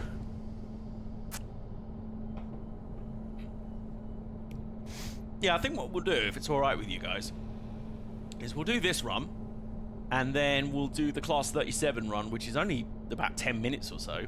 We'll do that for a nice little charge, and then we'll call it an evening, if that's all right. Like I say, I'm sure I still need to have a dinner as well, so yeah, I'd be running low enough on energy anyway in this sort of weather. Again, being on antidepressants / SSRIs, they don't like the heat, which I kind of wish I'd been told about when I was first prescribed them in late 2018. Obviously, I'm not saying that antidepressants are bad or anything. Whatever works for you, whatever helps, and they generally have been a big help. I've had to experiment a bit with them. I started on sertraline for a few years, and they were, in the end, I sort of felt like if they were to curb the extreme highs and lows of the emotions, it basically turned it all into just a flat line. Like, I genuinely felt like a zombie most of the time, so I was like, you know what? Maybe this has worked a bit too well. So in 2024, I changed up my medication and went with citalopram. And again, this is all very much whatever works for you. These are all drugs and these are all medications that will work differently for different people. So if you're on any of these, or you're being potentially recommended them, don't take my word for it, find out for yourself.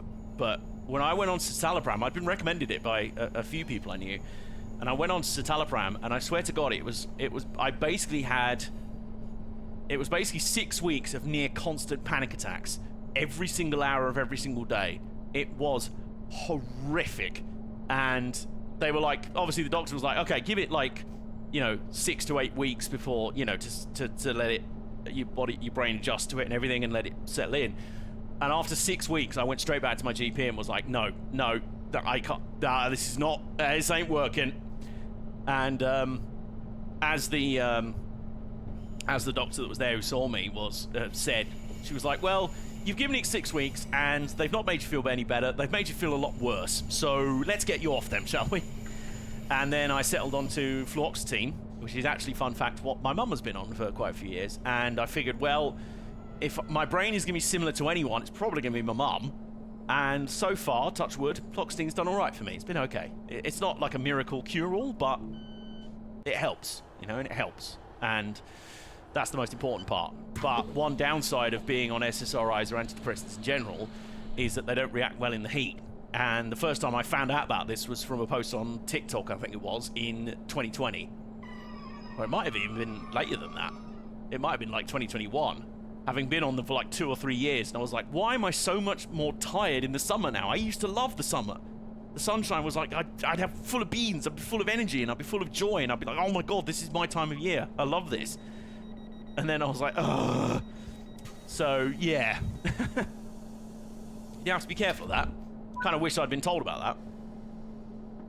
So anyway, let's crack on. Let's go to Grangetown Platform 1. It's nice to have something that helps. I have a medication that I take that somewhat helps my Tourette's. Oh, that's good to hear. That's good to hear. Speaking of medication, I obviously got my ADHD diagnosis last year, which was really cool.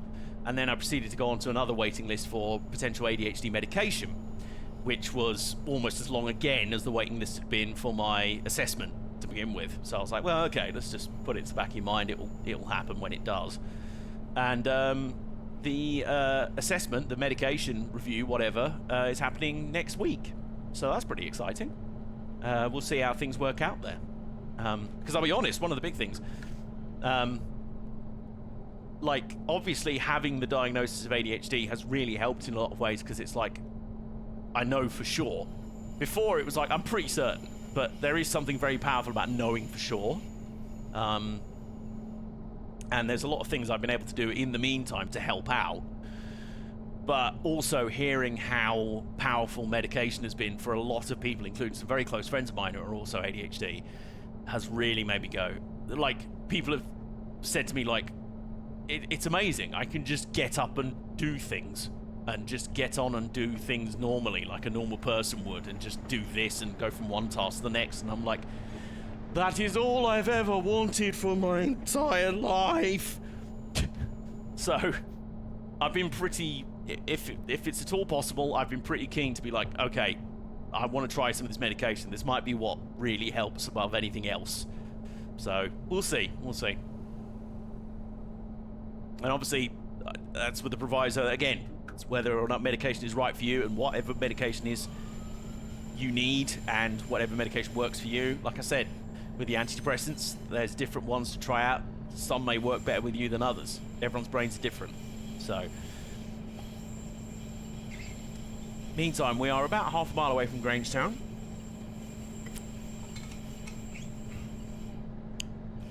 Also, while I think about it, I've had an idea.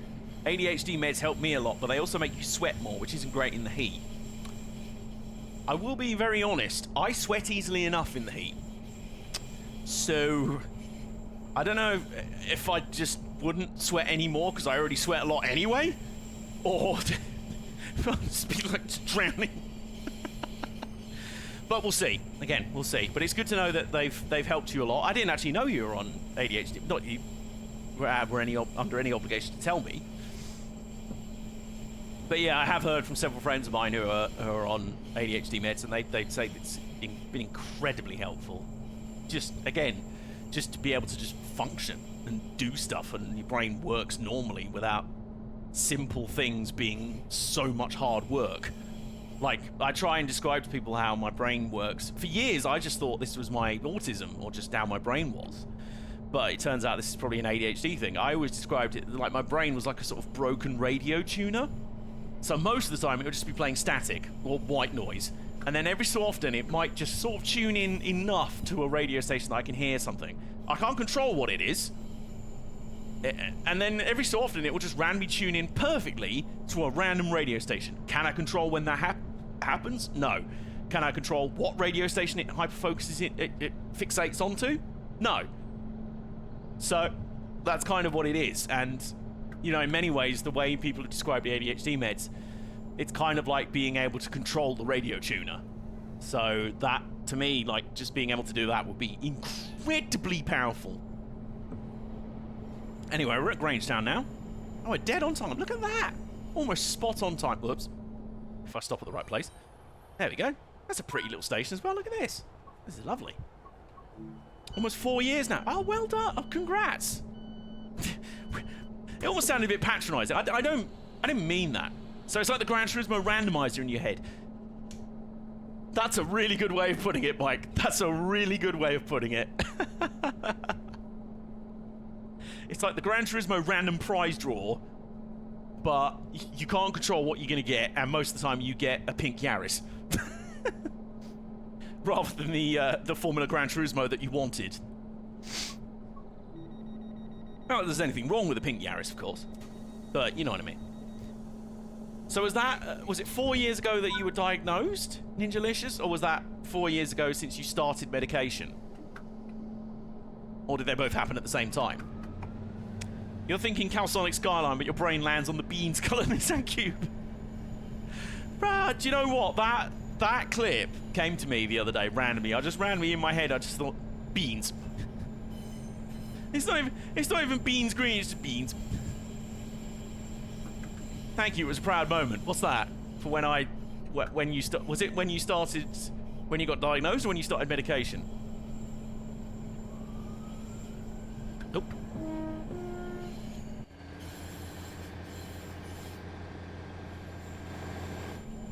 Next up is a very adorably named station, Dingle Road. It's Dingle Road. It's like, what's the one? I think there's a few in and around Liverpool on the Merseyrail network that have a Bootle. I quite like the name, the station. There's Bootle Oriel Road and Bootle Newstrand. But I just like saying Bootle. And there's also, I swear there's another one that's just quite a cute little name. It just sounds quite funny. I was watching some, one of my favourite video playlists on YouTube is a little over 4 years I was diagnosed, didn't get on the medication for a couple of months. August will be 4 years on meds. Oh, okay. Well, either way, congrats. Congratulations on getting your diagnosis and getting yourself on the meds. I know how tough it could, I mean, I was on the waiting list just to get an assessment for a diagnosis for, well, over a year. And it would have been nearly another year again, because I was diagnosed last September. So it would have been 10 months, roughly, I've been on the waiting list for medication. And I know for a lot of people in this country, and in other countries, it's a lot longer than that, if at all, whether you'll be able to get it. The diagnosis, mostly. What, for the proud moment of, was the diagnosis? Yeah, I can believe that. Like, the thing with me, when I got my diagnosis, I won't lie to you, I just cried. I just cried for most of the evening, but it was in such a big thing of relief. It was like, okay, I wasn't going mad. This was an actual thing, and this explains so many things about my brain and how it's worked down the years. And the biggest thing for me was I just wanted to go back and give younger me a hug. Like the younger version of me who had to quit my dreams of being a motorsport broadcaster and journalist when I was, like 24, I think. I had to quit those dreams when they could have gone somewhere if I'd kept going with them, but I was just so burned out and so unable to deal with the life and travel and everything with it. And I had no idea why. And I just thought it was just me not being good enough, or just not, like, why was I being so silly that I was throwing away this thing that I'd made for myself? So I just wanted to go back in time and hug him and be like, listen, mate, this is me, this is you from like 10 years in the future. There's going to be a reason for all this. There's nothing, your brain's not bad or rubbish or wrong. There's a reason why it doesn't like these things, or there's a reason why it works the way it does. And you're right, you know? I just wanted to give him a hug, really. That was the big thing. But it was just really powerful on its own. In ways that you wouldn't necessarily expect it to, just by going, oh, what about getting a diagnosis? You just think, oh, well, I've got it now. That's the thing. You know, it's like a bit of paper. They changed the rules here around the time I got diagnosed, so it was easier for me than it normally is. Oh, so what, they made it easier for you? Or harder? I'm just used to everything it being made more difficult. Especially in this country where it's one of the many things that now every so often politicians of a certain persuasion, the very right-wing ones, like to bring up every so often to be like, oh, well, by the way, obviously ADHD isn't real, is it? It's that stupid thing that they diagnose unruly kids with, isn't it? Which is what it was, like, 20-odd years ago. You know, for the longest time, it was one of those things where you're like, was it even real? And, you know, it's still, the actual diagnosis and what people know about it is still changing to this day. Like, I often joke that my autism diagnosis that I got when I was about 9 years old doesn't exist anymore, because I was diagnosed high-functioning Asperger's syndrome. Now, high and low-functioning are labels that aren't keen on being used anymore, because it kind of, like, for me, it kind of meant that it was like, well, you're high-functioning, you're basically fine, you're just a bit weird. No, there's a lot more to it than that, as it turns out. And also, Asperger's syndrome, not a thing that's really used anymore, because, you know, Dr. Asperger was kind of a Nazi, you know. So, yeah. Those people who at least here accidentally use the Liberian flag instead of the United States, like, oh, really? But yeah, there's all sorts of things here about, like, making it harder to get medication or harder to get diagnosed or whatever, because apparently there's a belief that's like, oh, there's way too many people being overdiagnosed. They're just handing out diagnoses like candy. No, they aren't. Or maybe there's a reason for that. Maybe it was a much more prevalent than none of us ever knew, you know? Right after I got diagnosed, the last psychiatrist in the province retired, so they allowed GPs to prescribe the meds. My GP was also leaving around that time, so she made sure to get me on the meds before she left. Oh, brilliant. Well done. I often find that for as much as there's big problems in terms of the actual healthcare systems, especially in the UK, the NHS definitely isn't perfect. It's worth protecting and worth saving at all costs, but it's not perfect, obviously. I find that there's a lot of individual staff in those systems that are the real heroes, you know? They all just worked out weirdly well for me, yeah. That's lovely to hear. Honestly, I'm really happy for you for that. Also, Penarth Station is literally just around the corner. It's just up here. I'm on a train currently, and every time you open the doors while I'm moving, I have a little start. Oops. Sorry. That's nonsense. The tools and tests for diagnosis have just gotten that much better. Zap. Thank you. The Steve Carell meme from The Office. Thank you. So, and like, for example, in terms of medical knowledge around neurodivergency changing over time, it used to be that if you were diagnosed with either ADHD or autism, you could not be diagnosed with the other. So you could not have both. You either had one or the other. That has changed so much that now, not only can you be diagnosed with both, as I am, but you're now, I believe, up to 50% more. If you have one of the two, you are more than 50%, you are 50% more likely to have both. So that's how much that's changed. It's gone from you can't have both to you probably have both. You know? Like, and that's just the advances in medical science and research, you know? That's just how it is. And that's always changing for a lot of different things. Anyway, there's our little run from Cardiff Queen Street to Penarth. No, it wasn't Cardiff Queen Street we started at. It was...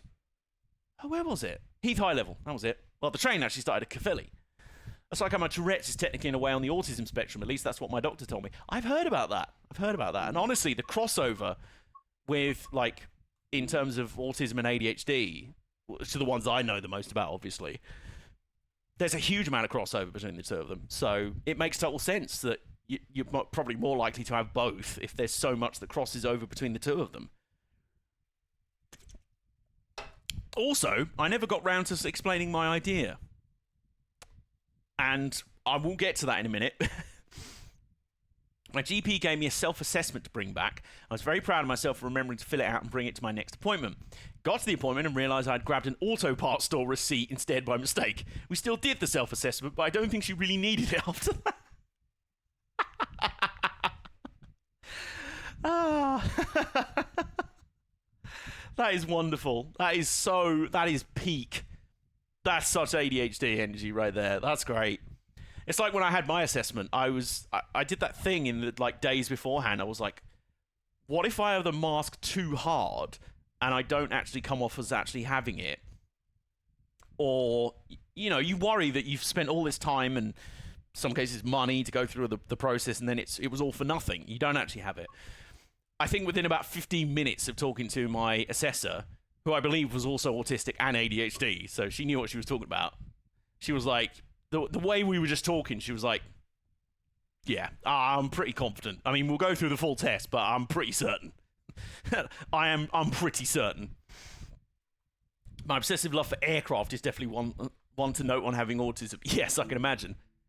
Oops, what have I done? I've just hit resume last played. What was resume last played? Now, bear in mind, this isn't the routes we've been playing tonight. This is the last route that I saved on. I saved midway through. So this is, I want to say it was like Preston to Carlisle, maybe? Or the one before, Preston to Cruise Preston, maybe. Is that one? Oh, we're coming up on 9 o'clock.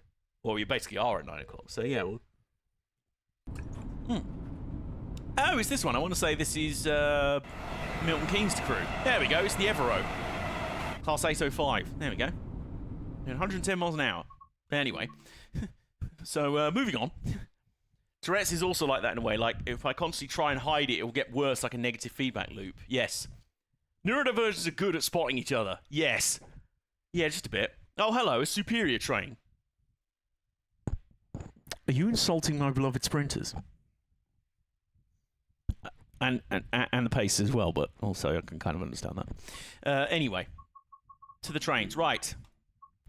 Yeah, let's do one more. Oh, no, not that one. Right. Cardiff City. There we go. Let's do one more run, shall we? Cardiff City Network Town 9. So we've done the 150 and the 153. We've done... excuse me, we've done the Pacer. Let's do the Class 37. Which, like I say, is a replica of a service that used to run for a little while. I think it was a peak times only service. As you can see from the timetable here, it's like 8, and then 12, 1, 4, and 5. There you go. So, empty coaching stop from Cardiff Canton to Cardiff Central. Ah, okay. Empty coaching stop from Cardiff Canton to Cardiff Central. Passenger service Cardiff Central. So they could... okay. Yeah, why not? Let's do that. I might squeeze in one more run after. I'll see how I feel. I want to do like an evening run. You know me, I like to do like a nighttime run. Right, so yeah, let's do that one. Let's do the empty coaching stock move as well. Why not? So yeah, my idea, and I'm going to throw it out there. I've wanted to potentially do... obviously, I do these streams from Train Sim World. I've also been curious from time to time just to do... I mean, I did it a few years ago on the main YouTube channel. I did a few, like, ASAM plays videos on Train Sim World stuff. They never got as many views, and after a while, I even put up a poll on the channel, and I was like, would you rather these were on a separate channel? And most people were like, yeah. So if I was ever to do that again... oh, here we go. Wait for a moment. Where are we? Oh, we're at the end of our train. So that's the end of the coaches. There we go. Here's our loco. 37509. In, I want to say that's the Thornaby TMD depot plaque on it. So if we have a look here, I love these. I want these to come back. I wanted these to come back. So these depot plaques were on certain freight locomotives in the late 80s, I want to say. I want to say this one is for Thornaby TMD. And yes, that's a Kingfisher, which is really cool. One of my favourites is the Eastleigh one, because Eastleigh is right near where the Spitfire was built. It's literally a Spitfire emblem, you know? So, yes, my idea, I've wanted to, or toyed with, when are the League of Legends streams starting? You might have to explain that one to me. Is there a Kingfisher thing in League of Legends? Pop the lights on. And let's get our systems ready while we're waiting to head off. No, leave that. Whoops. Leave that on. Hang on. Master key. Where do we put the master key? Ah, there it is. On. Forward. Do we have to do anything in the cab here? Because sometimes there's a change end switch. Do that. off, leave that. Put on the headphones, headlights already. Oh, there's another set right next to us. How cool is that? It's really cool. I mean, which one are we driving? Are we driving this one? No. We're driving this one.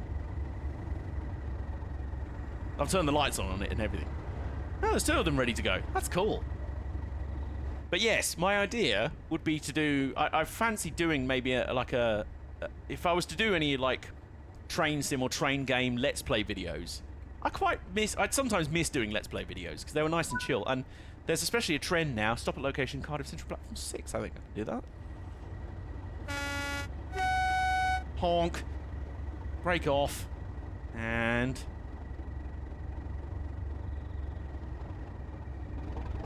oh, yes. Oh, loud noises being made.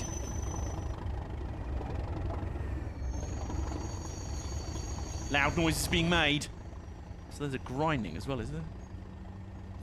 Brake fully off. Is that just the flanges? Oh, yeah, no, the brake. See the brake dials there? They're still... yep. Let's take them off a bit. There we go. Right, we only need to be doing 15 miles an hour, so that's fine. I just picked the most different vibe game from this as possible. I see, right, okay. So you were like, oh, I was like, oh, I've got an idea to do something maybe different from Train Sim World. And you were like, League of Legends. Yep. A lot of Spitfire parts would definitely ship down these rails back in the day. A World War II route delivering parts would be super cool. Oh, that would be awesome. Another crossover between aircraft and trains. Big, loud, rumbling engines that please the brain. So this is what they call a Deltic. No. This is the yellow signal. Okay, we're good. These are Class 37s. They look similar because they've got the sort of front nose bit with the cab style like that. But these are Class 37s. They're nicknamed tractors because they sound like them. The Deltics are bigger and more powerful, and the Deltic name comes from the fact that their engines were Napier Deltic engines, and they were funky in that they were triangle-shaped. They were triangular. And built for, I want to say, naval, like, attack boats. Or, like, yeah, was it submarines, maybe? Or, Navy ships, like attack boats, attack ships. But anyway, my idea, what I'm trying to get to, is if I was to do a dedicated ASM Plays channel, inspired by one of my favourite streamers around, which is the lovely Psyche. She's fantastic, by the way. Just totally follow her. I follow her even though I barely play any of the stuff she plays, but it's just a lovely atmosphere to hang out in. She mostly plays a lot of Project Zomboid. That's her, like, main thing, I'd say. But she plays all sorts of stuff. But, yeah, inspired by Psyche, she's just started a channel called... she's got Psyche Plays for her Let's Plays. She's also just started a channel called Psyche Sleeps. And the first videos on that channel are a Let's Play of Moonlight Peaks, which is basically Stardew Valley Gothic, cute purple goth edition. It's very adorable. It's a lovely game. And she's basically doing it as a relaxed Let's Play. It's like fall asleep to me playing this really chill game. And I was like, that's really cute. And it's lovely. I've had it on when I'm like doing work or like bits around the house, and it's very relaxing. It's lovely. And I suddenly thought, hang on a minute. How about train travel can be very relaxing. Trundling come down on trains can be very relaxing. I believe there's even a mode where you can sit on the train if you want to. But I could probably do this while driving the train. But how about I do those like ASM Plays videos like that? Relax or fall asleep to me driving trains. Possibly. I mean, is that a silly idea or not? Let me know. I might do a pilot. I might do it like a trial run of it. I'll see how it goes. Just mostly unedited, because that's the cool thing as well. A lot of Let's Play videos, like when I was doing more Let's Play videos, especially on Team Bomber Sports back in the day, I had it in my head that because I was especially trying to go after like the F1 YouTubers and stuff like that. Well, not go after, but you know what I mean. I was inspired by them. Let's Plays in my head were like heavily edited, heavily cut down, lots of effects, lots of stuff. So they were very hard work for me to edit. But a lot of Let's Plays that are out now, if they're doing like a Let's Play series of a game, they could be like 2 or 3 hours, and there's barely any edits in them. There's just playing a game for that amount of time. They're not like completely chopped up and like micro edited down to a fine art, you know what I mean? which in my head just translates to more time and more work and more energy that I don't have. The last thing I need is way more editing on things. And I'm very good at over-editing on stuff, so I'd love to do more, like, train sim world plays and just do, like, unedited runs on these journeys, because some of the longest journeys in the game, I think you can do, like, a 1.5 hour continuous journey in this game, maybe even 2 hours. And also, you can do something pretty cool now, which I had an idea for. It turns out the Dovetail Games had the same idea. Return to timetables. So, I hit the wrong button. I should have hit return to free roam, and I'd have just stayed in the game and been like, okay, the next service is the passenger service. All right, never mind. We'll load back in, whatever. What was I saying? Yes, so it'd be nice to do that, just like a nice sort of long-form video. It'd be quite relaxing for me to do, because it would just be me playing the game, you know? It'd be quite fun. Nice and relaxing, very peaceful. So I'd be happy to do that. And I suppose it wouldn't be that different to normal Train Sim World Let's Play videos, but it would just be... I'd just try and not shout as much, really. And, you know, I could give, like, history, context, and things like that. You know, just explain the route and stations and the history of them and the history of the trains and stuff like that. Again, I don't know. Fun idea? Or complete waffle? I don't know. Anyway, we're right back to where we were a few seconds ago. We just sort of teleported out of existence for a moment. But we're back. Have we got the same loco? No, we haven't. It's become 37502. Never mind, close enough. Well, that does also mean is we have to... I regret I sent my Deltic message and then immediately entered the Euston mobile data dead zone. So I assume the answer was yes. It wasn't. No. I had to explain that the Deltics were different to these. They're bigger and more powerful and were named as such because of their Napier Deltic engines, which were actually triangular and also taken from military or naval powerboats. Or like attack... I'm trying to think of the actual name. Mike will probably know what the actual name for them are. Like attack patrol boats, maybe? Like stuff like that. I don't think they were from submarines. This has to be curious if any trains have used aircraft engines. Well, funnily enough, I did see the... Oh, what's it called? It's basically a shell now, because all the internals are long gone. It was nicknamed Kerosene Castle. Because it was, I want to say it was basically a locomotive powered by a jet engine. And the original shell of it is still preserved at the Didcot Railway Centre. It's just on display. Shockingly, didn't catch on. Mostly because apparently if you were in the first three coaches, you couldn't hear yourself think. Because you were literally sat behind a jet engine. God knows what the crew of the loco were like. They were just deaf, I think. Coastal Patrol torpedo boats. Yes, there we go. Torpedo boats, that sort of thing, yes. So, yeah, I can't remember what the actual name of the loco was. Like I say, it was nicknamed Kerosene Castle because the Great Western Railway had a class of locos called the Castles, named after various castles, so they nicknamed that one Kerosene Castle. Haha, the funny. Alright, wait until 1701. It is now 1701, so we're going to lock the doors. Now, if I actually... No, I haven't, you see. Master key. There we go. Right. Versa. Forward. Cab. Change end lever. Bosh.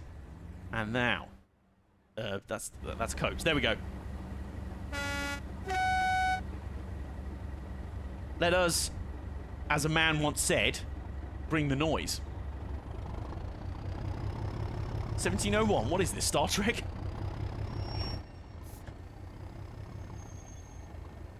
Oh, there's been a wheel slip. Whoa, there we go. Suddenly we jump forward there. I want to turn the throttle down a bit. There we go.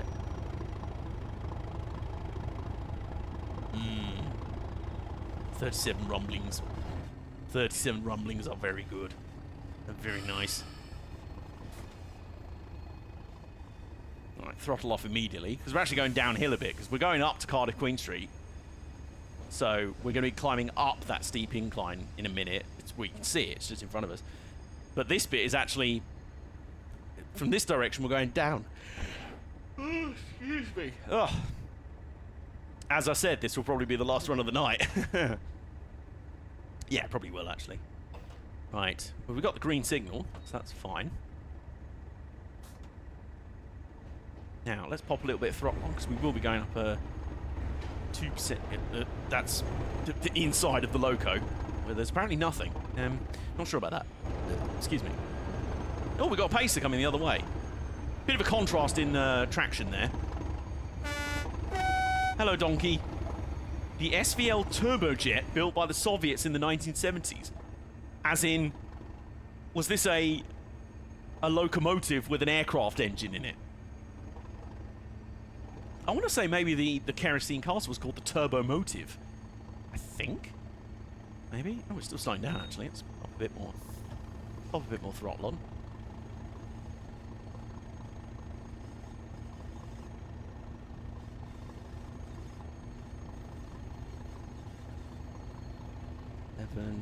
No, the Turbomotive was something else. Oh, it was a steam turbine locomotive. Right, okay.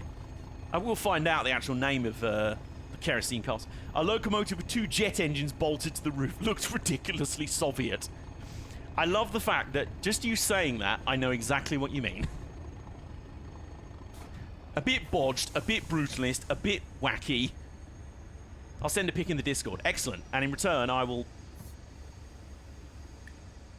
Why did I put the brakes on? Oh. Whoops.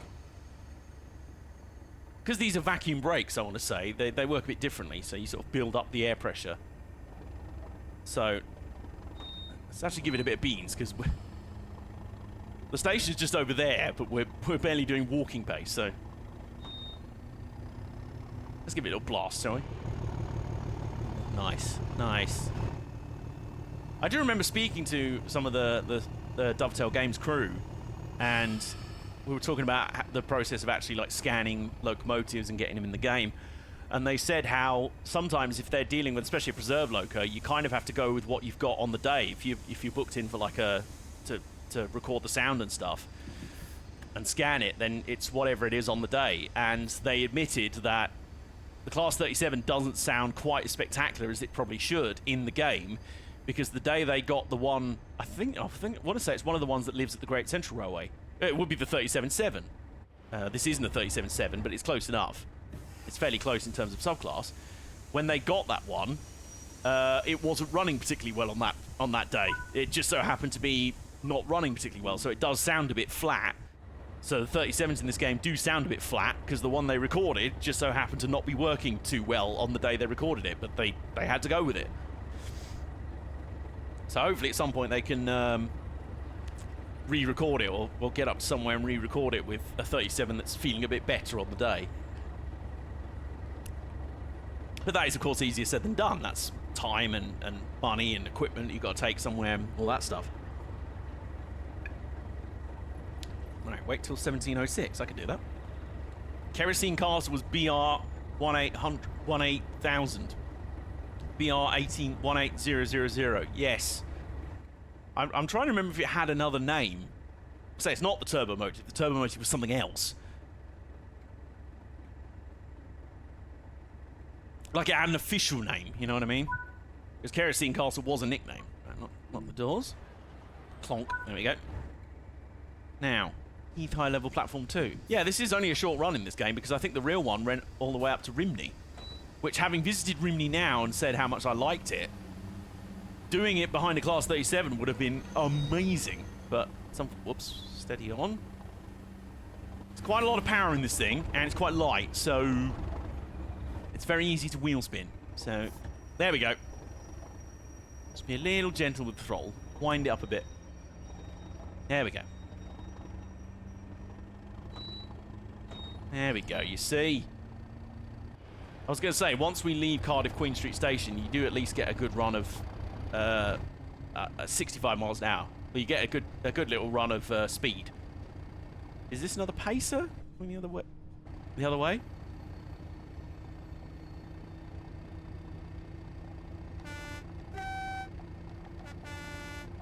So this is the run up to Heath High Level. Presumably, those are the lines that come down from Radu via Llandaff, which is where we started our journey earlier. Whoops.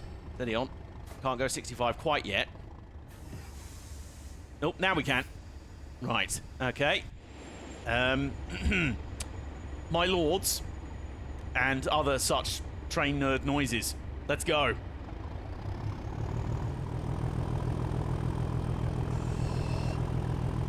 That's meaty. That is meaty. So obviously if I did these ASM Plays videos with an emphasis on them being relaxing or for sleep, I wouldn't quite be going, listen to the noise. Wouldn't quite be doing that. Oh, hang on. What's up with the windows in here? This thing doesn't even have a fan in here. We definitely put sun visor. Actually, we don't need it going in this direction. Oop, there we go. Oh, yes. Life is very, very good at this point in time. At this exact moment in time, life is very good. And the great thing is for a Class 37, it's got 1,750 horsepower. And we're hauling 4 coaches right now, which is not really much of a load at all. It's nothing. Which is why I love the Wherry Line short sets so much that I made one of my early Another Station of the Mile videos about them. It was just this one train set in Norfolk that ran, ironically, because it was to cover for a shortage of Class 150s and 153 Sprinter units. And so they hired in this set, which was 2 Class 37s, so 1 on each end of the train, so imagine another one off the end of this train, and 3 coaches. Sometimes as little as 2. That is a ridiculous amount of horsepower for such a small train. And boy did the drivers, you could tell that they enjoyed it. Especially when you got out of the mouth of Norwich Station and onto the nice straight run down to Brundle. As soon as you cleared the point work, as soon as the last bogie cleared the point work at the back of the train, and you got to the 60 mile an hour, no, it was 60 mile an hour marker, you could feel the driver be like, and just go for it. It was the best. Now, are we going to hit 65 before we get to Heath High Level? I don't think we are. Now, bearing in mind, the Wherry Line short set had 2 Class 37s, and both of them were under power, by the way. They weren't just using one at a time. Both of them were under power, so you had 3,500 horsepower for 3 coaches. Which is frankly, it's frankly ridiculous. And I love the fact it was even a thing. And I got to experience it. It was great. It's one of those things, because Class 37s have... They're very popular, shall we say. As, you know, one of the most well-known train spotters loves them very much. Lots of people love them very much for similar reasons. Understandably so. So whenever I go to diesel galas, which can be very, very busy anyway, with some of the most hardcore of train nerds, especially if there's Class 37s there. Yeah, yeah. So, but what's funny is that I was at the Great Central Railway once for a diesel gala, and it was quite funny because without even trying to get into the battle for the front, because the first window behind the loco is like the most, because on the older coaches you could open the windows obviously and get maximum noise. It's like using a drag car to tow a kid's wagon. You're not far off, really. That's quite accurate. But yeah, I was at the Great Central Railway for their diesel gala once, and they had 2 Class 37s running. And I just walked up and just happened to be waiting in the right spot on the platform just to walk up and get the front window behind the loco anyway. And I sort of thought to myself, something that my dad said to me once when we were at, I think it was probably at the Severn Valley Railway, and we were behind one of the Westerns there. And obviously my dad loves his favourite loco of all time. And he said to me, I was like, oh, do you want to get up to the front window behind the loco? You went, mate, I did it when they were doing 70 miles an hour on the seawall. I was not window hanging, like not flailing out the window like an absolute moron, an absolute Darwin Award contender, but you know, the whole wind in your face, out the window, experiencing the sound and everything. He was like, I did that when they were in service and at full speed on the main line. They're doing maximum 25 miles an hour on this heritage line. It's cool and all, but I kind of did it for real. And I was like, oh yeah, fair enough. And I had that same moment when I was in the Class 37, or behind the Class 37 at the Great Central. I went, hang on, I've experienced them belting along at 60 miles an hour on the main line. This, okay, I mean, they still accelerate and make a great sound and everything, but at Heritage Railways, you're mostly restricted to 25 miles an hour. So, sometimes the speedometer is a little bit out, you know. or when certain people aren't looking. But, yeah. Oh, hello. Someone's taken over my, my run. You carry this on to Rimney. You head off that way. Which apparently I can't do in this universe, which is a shame, because I really want to go to Rimney. Like I say, it'd be lovely if they were able to add a Rimney extension to this route. An extra bit. Who's this departing? The doors? Yeah. Lock the doors and everything. It's all fine. But, yeah, so I think that'll do for tonight. Like I say, it's a little bit shorter than my normal kind of stream length, but we started a bit late. I was already feeling pretty tired and lethargic anyway. Apparently there's some leaks on the station, and I've already collected them, because that's apparently a collectible you can do on this line. Yeah, I know it's a little bit shorter than normal. Like I say, I'm pretty tired. I've got an event tomorrow, which should be lovely. But, there we go. Aha! Now we're going to be departing, as there's police sirens in the background. Here we go. Let's enjoy the 37 blasting off. Like Team Rocket.